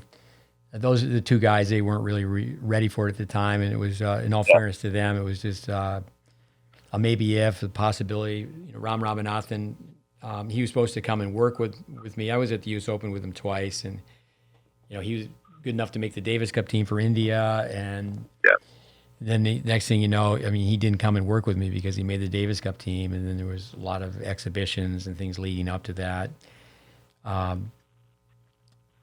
For sure, and I think that a lot of that has to do, at least on my end, is finding somebody, at least with my current ranking, at least that would want to play doubles with me, where I'm not necessarily ranked low, but I'm also not high enough from the standpoint of, if there's somebody who wanted to be coached who was playing challengers, I don't think that I could travel with somebody like that because of my rank right now. Well, a crystal ball, like Ram Ramanathan, great guy. He's still out there, and crystal ball. It's like, maybe you're going to stay at 150. And I was at the U.S. Open, and it was 87 points or 87 backhand returns before he tried to hit a topspin backhand return. And you can get away with that to a certain level because people are not serving volleying, but they are looking to. I don't really like to repeat the phrase too many times, serve plus1, but they're looking to blast the second shot, their serve and then their forehand. But with I think the creativity that needs to be brought up as well is if someone wants to play singles and doubles, and someone has to qualify, so if someone wanted to be a player's coach, they could say, well, I'm going to be with this singles player, and I just go where they go. And I don't have to be in the next city, the next tournament to play the qualifiers. Right. But I also think too is that, people are always thinking about ATP points. I think to go to France and play money tournaments, and like someone like yourself to, because playing pro tennis is a war of financial attrition. It's so expensive. So my son Connor played for 3 years, and he made a very good point. He said, "Well, if I do this for 10 more years, I'm going to be starting my career at a career after tennis at 40 instead of 30." And the way it breaks down, Roger Federer has always said that it's not right that basically the points double and money doubles. if someone gets to the quarterfinals, they've had a great tournament, but should you really double the points and double the money? And if say for example, two guys in their 40s, they have 2 really good tournaments per year, they're still on the main tour. And some of the events are only taking 16 teams. So I'm not really talking about breaking in at that level, but just with young junior players that, like an American college player, what are you going to do with summer 1, summer 2, summer 3, summer 4? And it all comes down to match count, comes down to money. And, maybe their uncle has some money and they're traveling all over the place. And once again, they're in the wrong place at the wrong time. They're not playing enough matches. So, to find the right circuit, and it's okay. We're gonna play on the future circuit, and just so we can play on the future circuit, so we can play matches, and we're not gonna jump up like it's a rush. Well, I need to play the challenger circuit. There's so many American kids, for example, they don't go over and experience red clay. If you really want to be a pro, you every year should have a clay court season. And to think, say, okay, and then if the parents were to think of having someone like yourself, even the USTA, if they in this country, other federations, and I know Ty Tucker talks about that, where there's so much money being spent, but to take someone like yourself and say, okay, this is a coaching program, and we're going to help fund you, and it could be done for singles as well. But then you say they're going to, we're going to fund this for 3 years, and then if you're doing so well, maybe the number is 250, and someone gets to be 250 or 300 after 3 years, so then they can sign on for more time. But if they do, they have to give time back. They have to give time back, and they have to work with younger players. So the burden is so much on the family, and you see it in junior tennis, and the parents are spending way too much money. They're, we got to go play ITFs. And it's like there's 5 levels of ITFs. Idiots traveling foolishly. And, if you're really going to be a great tennis player, you're playing for one type of point, ATP, or on the other side, the gals, the WTA. And there's just, now with the alphabet soup, and now there's a new circuit. There's discussion about being another circuit, if it's the world pin number, if it's the Nadal circuit. You want to be able to play as many matches. You want to play competitive matches, but I think a lot of times people are chasing the Holy Grail, and say for example, a kid doesn't get into a level 2. Well, that's because you haven't won. Winning takes care of everything. I mean, if you win. And I'm going to go to this tournament, I'm going to win. I'm not going to, not go to this tournament and try to play up a level. I remember with Raven Klaassen, it went the other way, so it has to be really thought out. I think like 20 times he was the number 1 seed at a futures tournament. But based on the RAN, we had someone who had sponsored boxers. And he thought, well, this is great. I helped Raven a little bit in the beginning, and now he's making money. There's no expenses. But I said, no, he's at a level where you have to have a blend. You can't just play all futures. But they're, to try to reduce overhead, and even with junior tennis players, I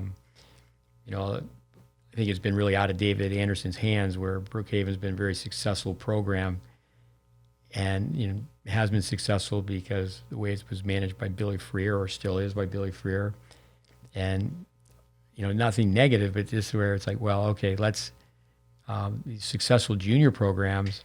It wouldn't necessarily be just Brookhaven, like I mentioned, the USTA, is that as a club, how can American tennis players are not, the clubs don't help them out. Where say in Europe they do, you play for the club. Coming back to anxiety, the one thing that really helps with anxiety is if kids could be on a team. That's something that's another whole topic with junior tennis. I guess that could play into also club tennis. Having somebody be used to playing in a club setting, things like that. I think that's definitely something that the U.S. doesn't have at all, which has been proven, I think, in Germany, France, Italy, all those Spain. I mean, that's, we had players even at UT, Baylor, that we had a guy from Baylor who played this last year, who's from the Czech Republic, and he still goes back home and plays club tennis. He's been playing club tennis since he was 14. There's a lot of players, for example, from, say, Czechoslovakian players. Get it right, Czech Republic, Slovakia, Czechoslovakia, the former Czechoslovakia, however that needs to be worded. But people know where I'm coming from. But players say from Argentina that they know they don't have a great serve. This is on the men's side, and they rock up and they're playing money tournaments in France. But I think that so many American kids I've coached, it's like hard courts, ATP. But you got to play for points, and but it comes back to financial attrition. Is that like how long can you stay on the trail to become a competitive tennis player? And I think that's where many parents are, it's like it's the gold rush in California. It's like we got to get there fast. And granted there are the teenage sensations, but it's a lot more late bloomers. But that career path, tell us where you are right now. You're coaching at Brookhaven and you're thinking about playing? Sure. Yeah, so I've been coaching at Brookhaven for the last month, and really started since I've gotten here, just basically training, because whenever I first started playing about July, I didn't train because there was nobody at Baylor to hit with. They're all foreign. They went back home, and just thought, what, I'll hit the road. There's going to be plenty of players at these tournaments to hit with. I'll just go out and play. And so it's been nice, given I played for about a month and a half and got my rank back up to about 550. And, it's been nice to be able to train because I feel like I'm more prepared. I think I've hit more in the last month than I have in the last 3 years. And that was even whenever I was playing. Just to be able to be at Brookhaven. And they have an unbelievable setup. It's really, you're limited by how much you want to hit and how much you want to train. And at least in the situation and standpoint where there's a wall, there's a ball machine court. So even if you don't have anybody to hit with, which is pretty rare, you can just set up on one of those two and you're still working on your game. For me, that's... Okay, the ball machine. Yeah, Brookhaven, everyone, it's like a little tennis city. It has a great vibe. Now, yeah, Anderson and Krupe, they've been at Brookhaven for decades now, and Club Corp, that's the flagship. I'm going to guess that between Fort Worth and Dallas, there's 12 Club Corp facilities, but besides that, there's easily another 12 facilities that they have coaches that worked at Brookhaven. It's maybe it's 10, but it's quite a few between. And if they were all working together, right, instead of so much we're stealing players, and players from this club go to that club, and that's not just the fault of pros out there handing out business cards at tournaments, but the parents will bop and shop. You got to start the course and stay the course, but there really should be, with the success they've had at Brookhaven. And, a lot of parents don't even know there's people teaching at other clubs, like say I should just be able to name them. The one that's so close, it's a famous tennis club. It's right around the corner. T-Bar M. And yes. Or Lakes. They're just where there's pros that have worked under Anderson, but the parents don't know. They don't know, you're working at T-Bar M, but you were trained to play and you were trained to teach at Brookhaven. And that's where I just think it's too individualized, it's too commercial, it's too much marketing, and I think would do much better in tennis if we were all to work together. Many years ago, when the World Cup was in the U.S., I listened to these discussions, these panel discussions they had about soccer, and one gentleman said what they need to do is a pilot project.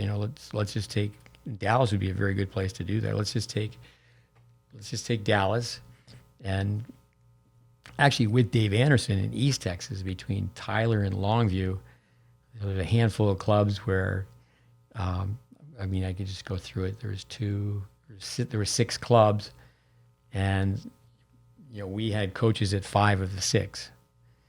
And someone like, say, Guy Weinhold, whose daughter became number 1 in the 18s, he was at a country club, but he was obviously teaching really, really well.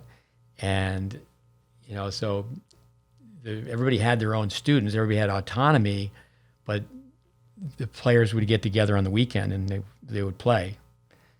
Like Chad Clark, who played where you played at the University of Texas. So, Anderson worked with him in the neighboring town, Longview. But then, on the weekends, if there wasn't tournaments, everybody would come together and just be playing quality sets. And there's just so many things where it could be better. Someone like yourself, as long as you don't have, I don't like the term clientele, but if you have private lessons and the people are dependent upon a private lesson, you can't argue with one-on-one. One-on-one is obviously very helpful, but someone like yourself should be able to have a base. And this does take place around the world, where you could have a base and you could come back and, well, okay, you're going to be working for a week, for 1 week or 2 weeks at Brookhaven, and then you go out and you play for 3 or 4. But you take kids to tournaments and you have hitting lessons, but that's not really just a comment for you or Brookhaven, but just tennis in general.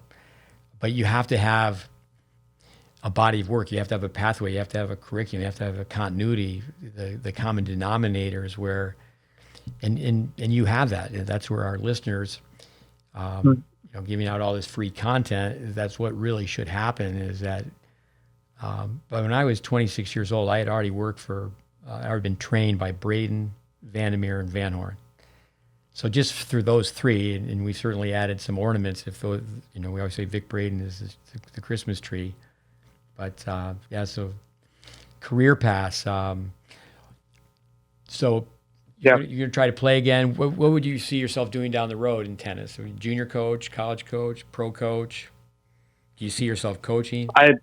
I definitely, I see myself coaching, and to be completely honest, probably most likely I can rule out professionally, just from the standpoint of the travel requirements. I think I've been around a lot of coaches who do travel, let's say with a player, whether it's WTA or ATP, and you're going to be traveling maybe about 35 weeks out of the year, and that's maybe 30 weeks out of the year, and maybe you're not even living with that player or you're around that player, so you have to travel whenever they want you to be around, whenever they're training. And I, just looking forward, whenever I do have a family, I'm not sure if I want to put my family through me being absent for like 40 weeks out of, 52. Well, but even that, though, is that, like, say, with your wife, a physical therapist, I think a pro player, someone who's a very seasoned vet, if they're trained the right way, it's more important for them to have a physio on the road than it is for them to have a coach. Right. But, it's a matter of, okay, I'm going to go to 8 tournaments a year with you. You probably know the name of the young man. Matt Klurst speaks very highly of him. I think he played at NC State. He coaches Mackenzie McDonald now? Jaime Polgar. Yeah, so Jaime. So say Matt's at the University of Florida now, and you always have to think of the rules and regulations, but to me, it just would be a natural decision where Mackenzie McDonald's going to train at the University of Florida, and the coach, Jaime, so that, he goes and he works, and it's like, okay, so if whatever the title may be, senior advisor, that he's going to go work and train. So I just think that there should be so much out of the box thinking where someone sent me a text today is Emma Raducuna, if I'm pronouncing her name correctly. She's on her fifth coach in 15 months. And I really think whoever coached her in juniors, certainly I think tactics and a few things technically, but she is so good and she's so fast.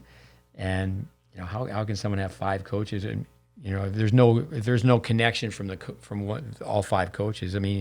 Dimitrov had 7 coaches in his first 7 years, and it doesn't make sense.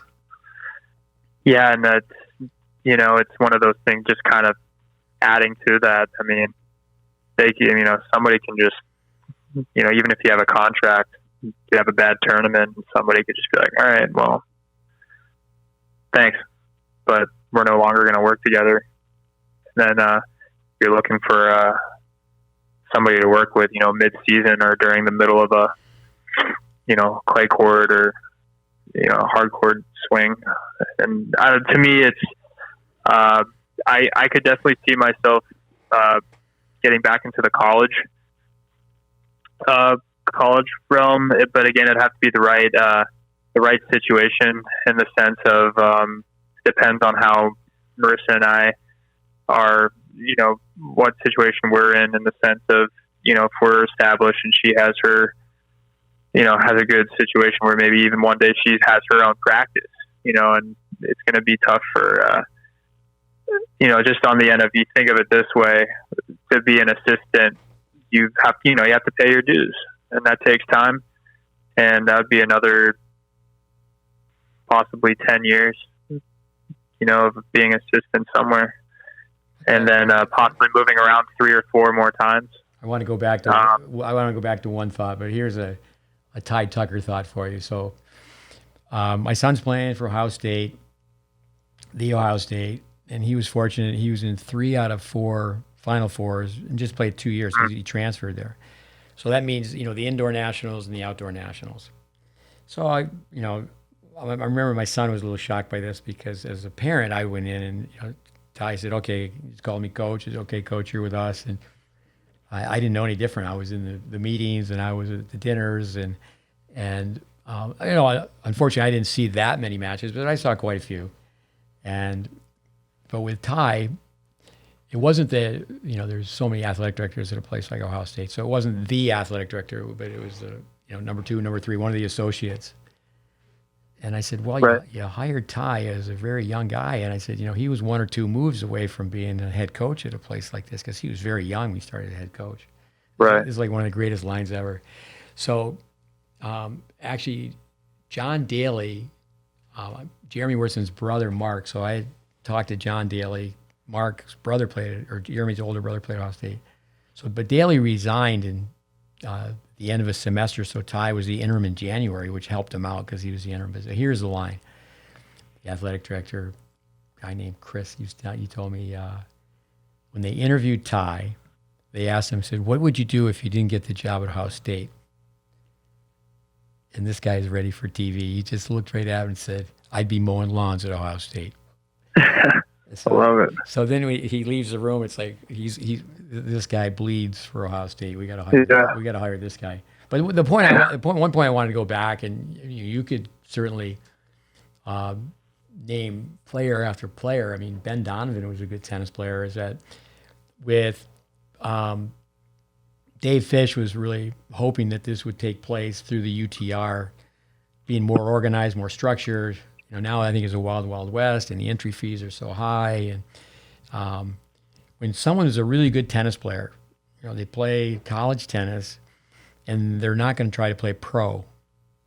There's nowhere for them to go in the U.S. tennis-wise, and they start banging golf balls. Yeah, no, it's 100%. That's so true. And that's where there has to be something done. I read just today where Noah Rubin is taking up pickleball. He's very, very fast, junior Wimbledon champion, and he knows it's going to be a new venture for him. But he's been very vocal about how the distribution of money is so difficult for the minor leaguers, if you will, the players playing futures, playing challengers to make money. But one thing with Noah, he was playing at NC State, and I was doing some tennis teaching at NC State, and it was. Young guy we worked with for years, Victor Little, his sister, a scholar, Radina. We had Victor in on it too. So here's a Wimbledon champion coming in, and Robbie Mudge is coaching. Robbie Mudge, very good athlete. Matt Glenn had helped him quite a bit with his strokes, and I said, this is how you have to play this guy. And anyway, Robbie didn't follow my direction. He's a great guy, a college guy. I think now, all these years later, he'd just be old enough, wise enough. Ruben came to the net one time off his serve, and it was in singles. It wasn't in doubles. So he's in the building and it's fast. And so with pickleball, I think that pickleball would be a way for people to go forward. But that's another thing that's happening now is that it's very social. It's a casual sport. It's really good college tennis players are flocking to pickleball. Yeah, I've seen that. I've actually seen that of late. Even tennis players, even guys who are established on the tennis side are starting to lean that way. No, I think that on the professional. We mentioned say Aiden Malik, Mason Vaughn, Enya too. I mean, there's so many other players that are at Brookhaven. Ones I've worked with and ones I haven't worked with. They're all, because they're taught to volley. People that are taught to play tennis the right way, all court game, not avoiding any strokes, they're going to be very good at pickleball. Very good at pickleball. But tennis, to have a commissioner for tennis, it's like we have to do something to help tennis grow. Yeah, but no, I mean that's an amazing story though about Ty be mowing lawns at Ohio State. But I'd be mowing lawns. No, it's but I could definitely see it's a really special avenue of tennis, especially on the coaching side, and I do think that there is a lot of upside and there is a lot of low hanging fruit that can be addressed. And I think it's a special avenue where how many times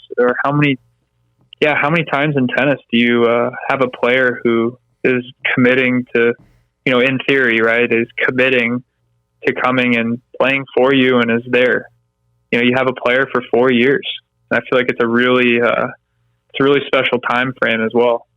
18 to 23, and it's a really competitive environment. And you're, as a head coach, you are kind of a CEO, and especially with all the new NLI rules and things like that, you truly are you are an entrepreneur, you are a CEO, and you are helping these student athletes. And just my experience at Baylor, it was amazing. But just one more point. But on the other side of that, I could see myself going on the junior tennis side and developmental side as well. And just being at Brookhaven and seeing a lot of the things that are going on, and in my experiences as well. College is great. I think it's a great avenue, but I think the word development can sometimes get thrown around really loosely. And I think that, at the end of the day, you need to be doing that from the get-go. And it's because in college, a lot of times, like I mentioned earlier in the podcast, you're working within somebody's game. And, and it's by the time you're in college, to make some adjustments that need to be made, it's like, well, I think we're, why to be on the side of the junior development side, that would be special too. It'd be just as awesome as it was to be standing out there coaching in an NCAA final. I think it would be, really cool to watch a player that maybe you coached whenever that player was 12 or 13 play in that moment. That would be a pretty surreal moment. And they'd be prepared to play. When you're coaching junior tennis players, I think the parents need to hear this. Is a lawyer is going to charge you. You're on the clock. You're talking to the lawyer. You're on the clock, and you're going to be charged. When you're working with junior tournament players, you spend so much time. So that's where if parents they question their bill, you spend so much time trying to educate the player and the parent. With, I think at one point too, what's the name of the head coach at Baylor? Michael Woodson. Woodson. So you mentioned he wins the NCAAs, and it's just like Nick Saban in Alabama, or he's in the finals. Finals. Yeah, so, finals. But you're there. You're in the finals, and championship match. And Nick Saban, same thing, is that they go to work right away. But I think their listeners need to hear what you said about him. Is that at these very elite schools like Texas and Baylor that you've been part of, the coaches are recruiting at pro tournaments.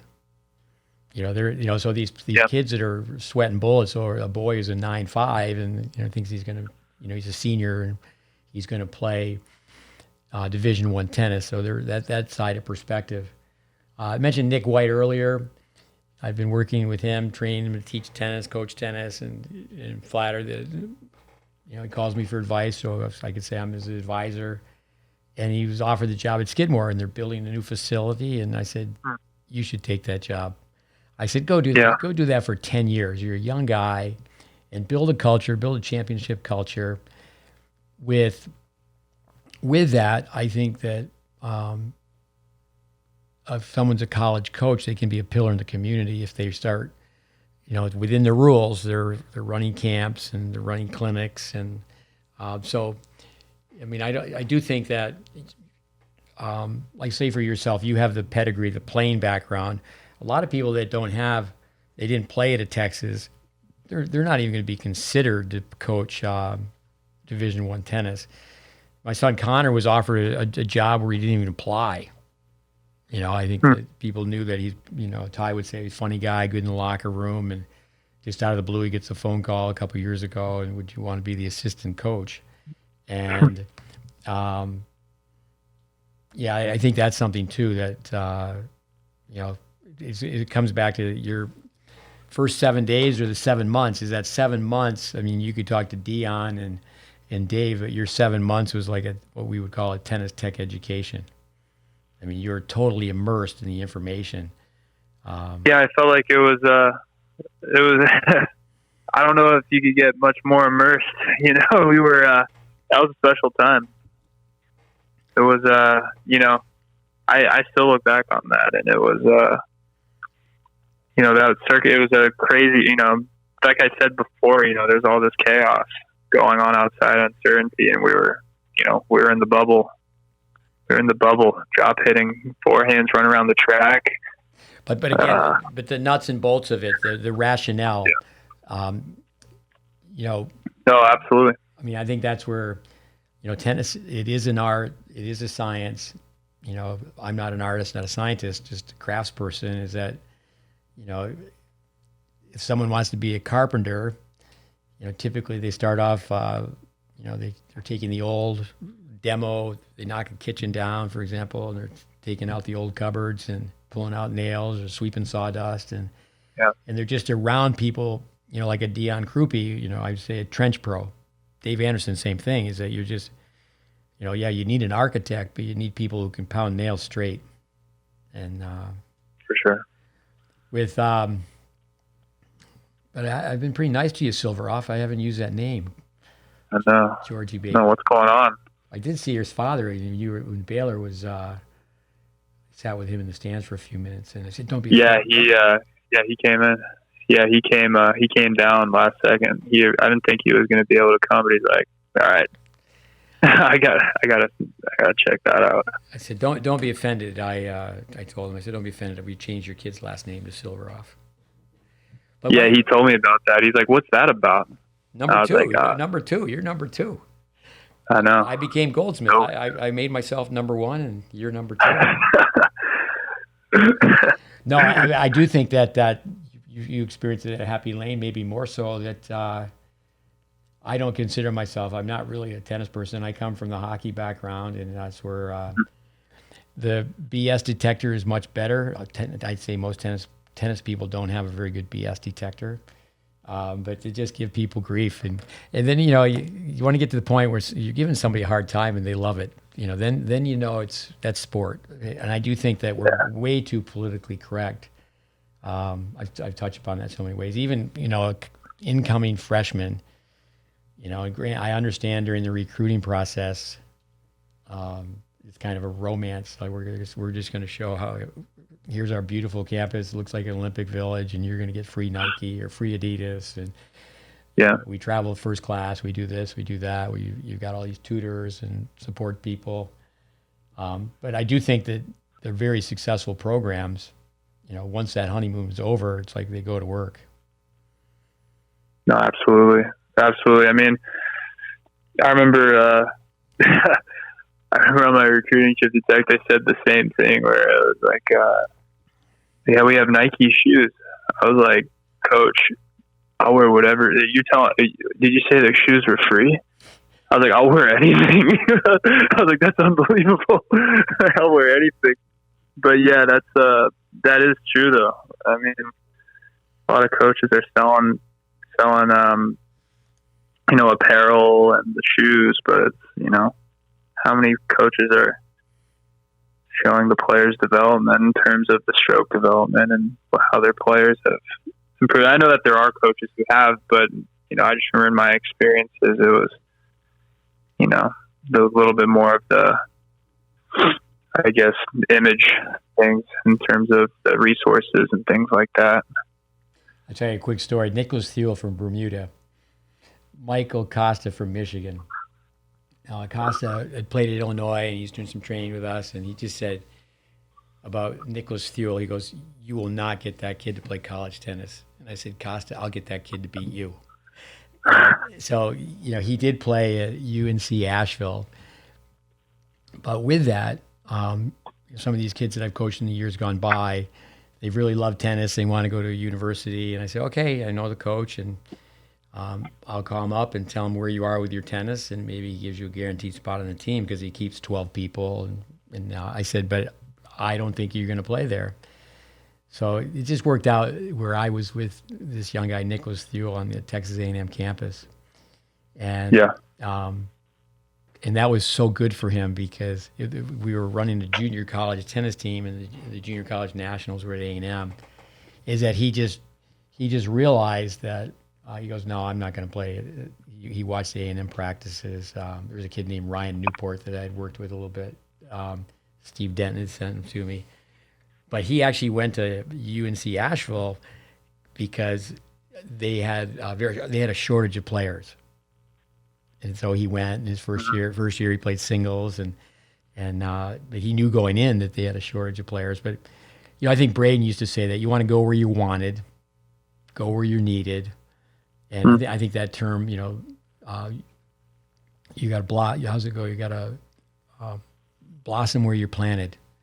And I do think that people are looking at the other side of the fence. The grass is greener over there, and you can get better anywhere.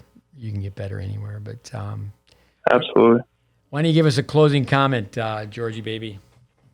It's been great to have you on. I think we've touched upon quite a few things. No, I mean, I feel like we covered a lot of ground. Just thanks for having me on. I mean, there's been so many.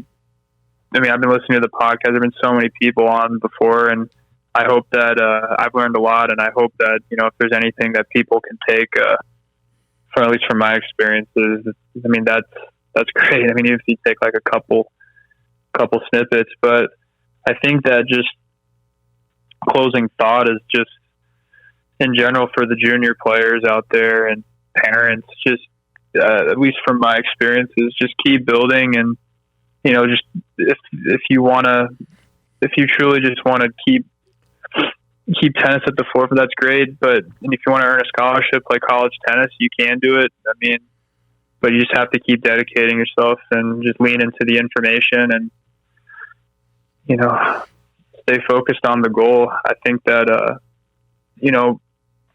it's like I said before, there's so much anxiety in the game, and there's a lot of, I think we're all focused sometimes on the wrong things. And at the end of the day, it's a game. You got to master the information and just lean into it as hard as you can. And I think you'll be able to achieve whatever you want out of the sport. It's just what are you willing to put into it? But I just want to say thank you to you, Steve. I mean, it's been, you've really opened my eyes to the game in a completely different light. I mean, I never really thought of the game in really any depth before meeting you. It's just more of experiences, and I'm glad that at least I have some knowledge and some information, and I can now at least help other people. And, I'm starting to help, I think, where before I was just, a hitting dummy. So And unfortunately, I forgot what the exact quote was, but you've ruined the game for me in a lot of ways because I can't really look at it in any, you've ruined, I forgot what the quote was or the context, but Actually, you ruined it. Yeah, it's the story. I talked to You ruined it for me. So this week. I talked to Chad Berryhill about a young guy from Japan. Yeah. A lot of D1 players should be calling me up about, but so Berryhill said that Dave Secker, people who listen to our podcast will start putting all the pieces together, is that Berryhill said, Smith ruined it for you too. He used my name in the third person. And Secker goes, oh, you guys fall out, whether you guys have a problem, you guys don't get along. And he goes, no, you just, he ruins tennis for you. Because he says, once you see it, you can't unsee it. And you just see these kids who have inefficient strokes. It just takes, like Vic Braden, just feed him one ball. Fair enough. Watch somebody play for 5 minutes, and the kid's been playing for 5 years, and they've got a palm up serve, and their grips are all inefficient, and that's what the GreatBase is all about. Is we want to try to just share information that we've accumulated over the years, and it will stand the test of time, because it's based on physics. Yeah, but thank you. Oh, George, it's been great. I appreciate it. We'll get together down the road, but thanks again. No, thank you so much for having me on. Yeah. This has been awesome. Yeah, great. Thank you. Adios. Good night. Adios. All right, that was a marathon. I hope that people can make the time during the course of a week. We only do these once a week, and you're doing your laundry, put a headset on, and listen 10 minutes here, and you in your car for 10 minutes, and just by the end of the week you can knock it out. But a lot of insightful information, and a young guy, 27 years old, and his story through juniors, college, and he's played some pro tennis. And I think with that, we need to say good night, over and out. Thanks for listening. Another podcast in the books.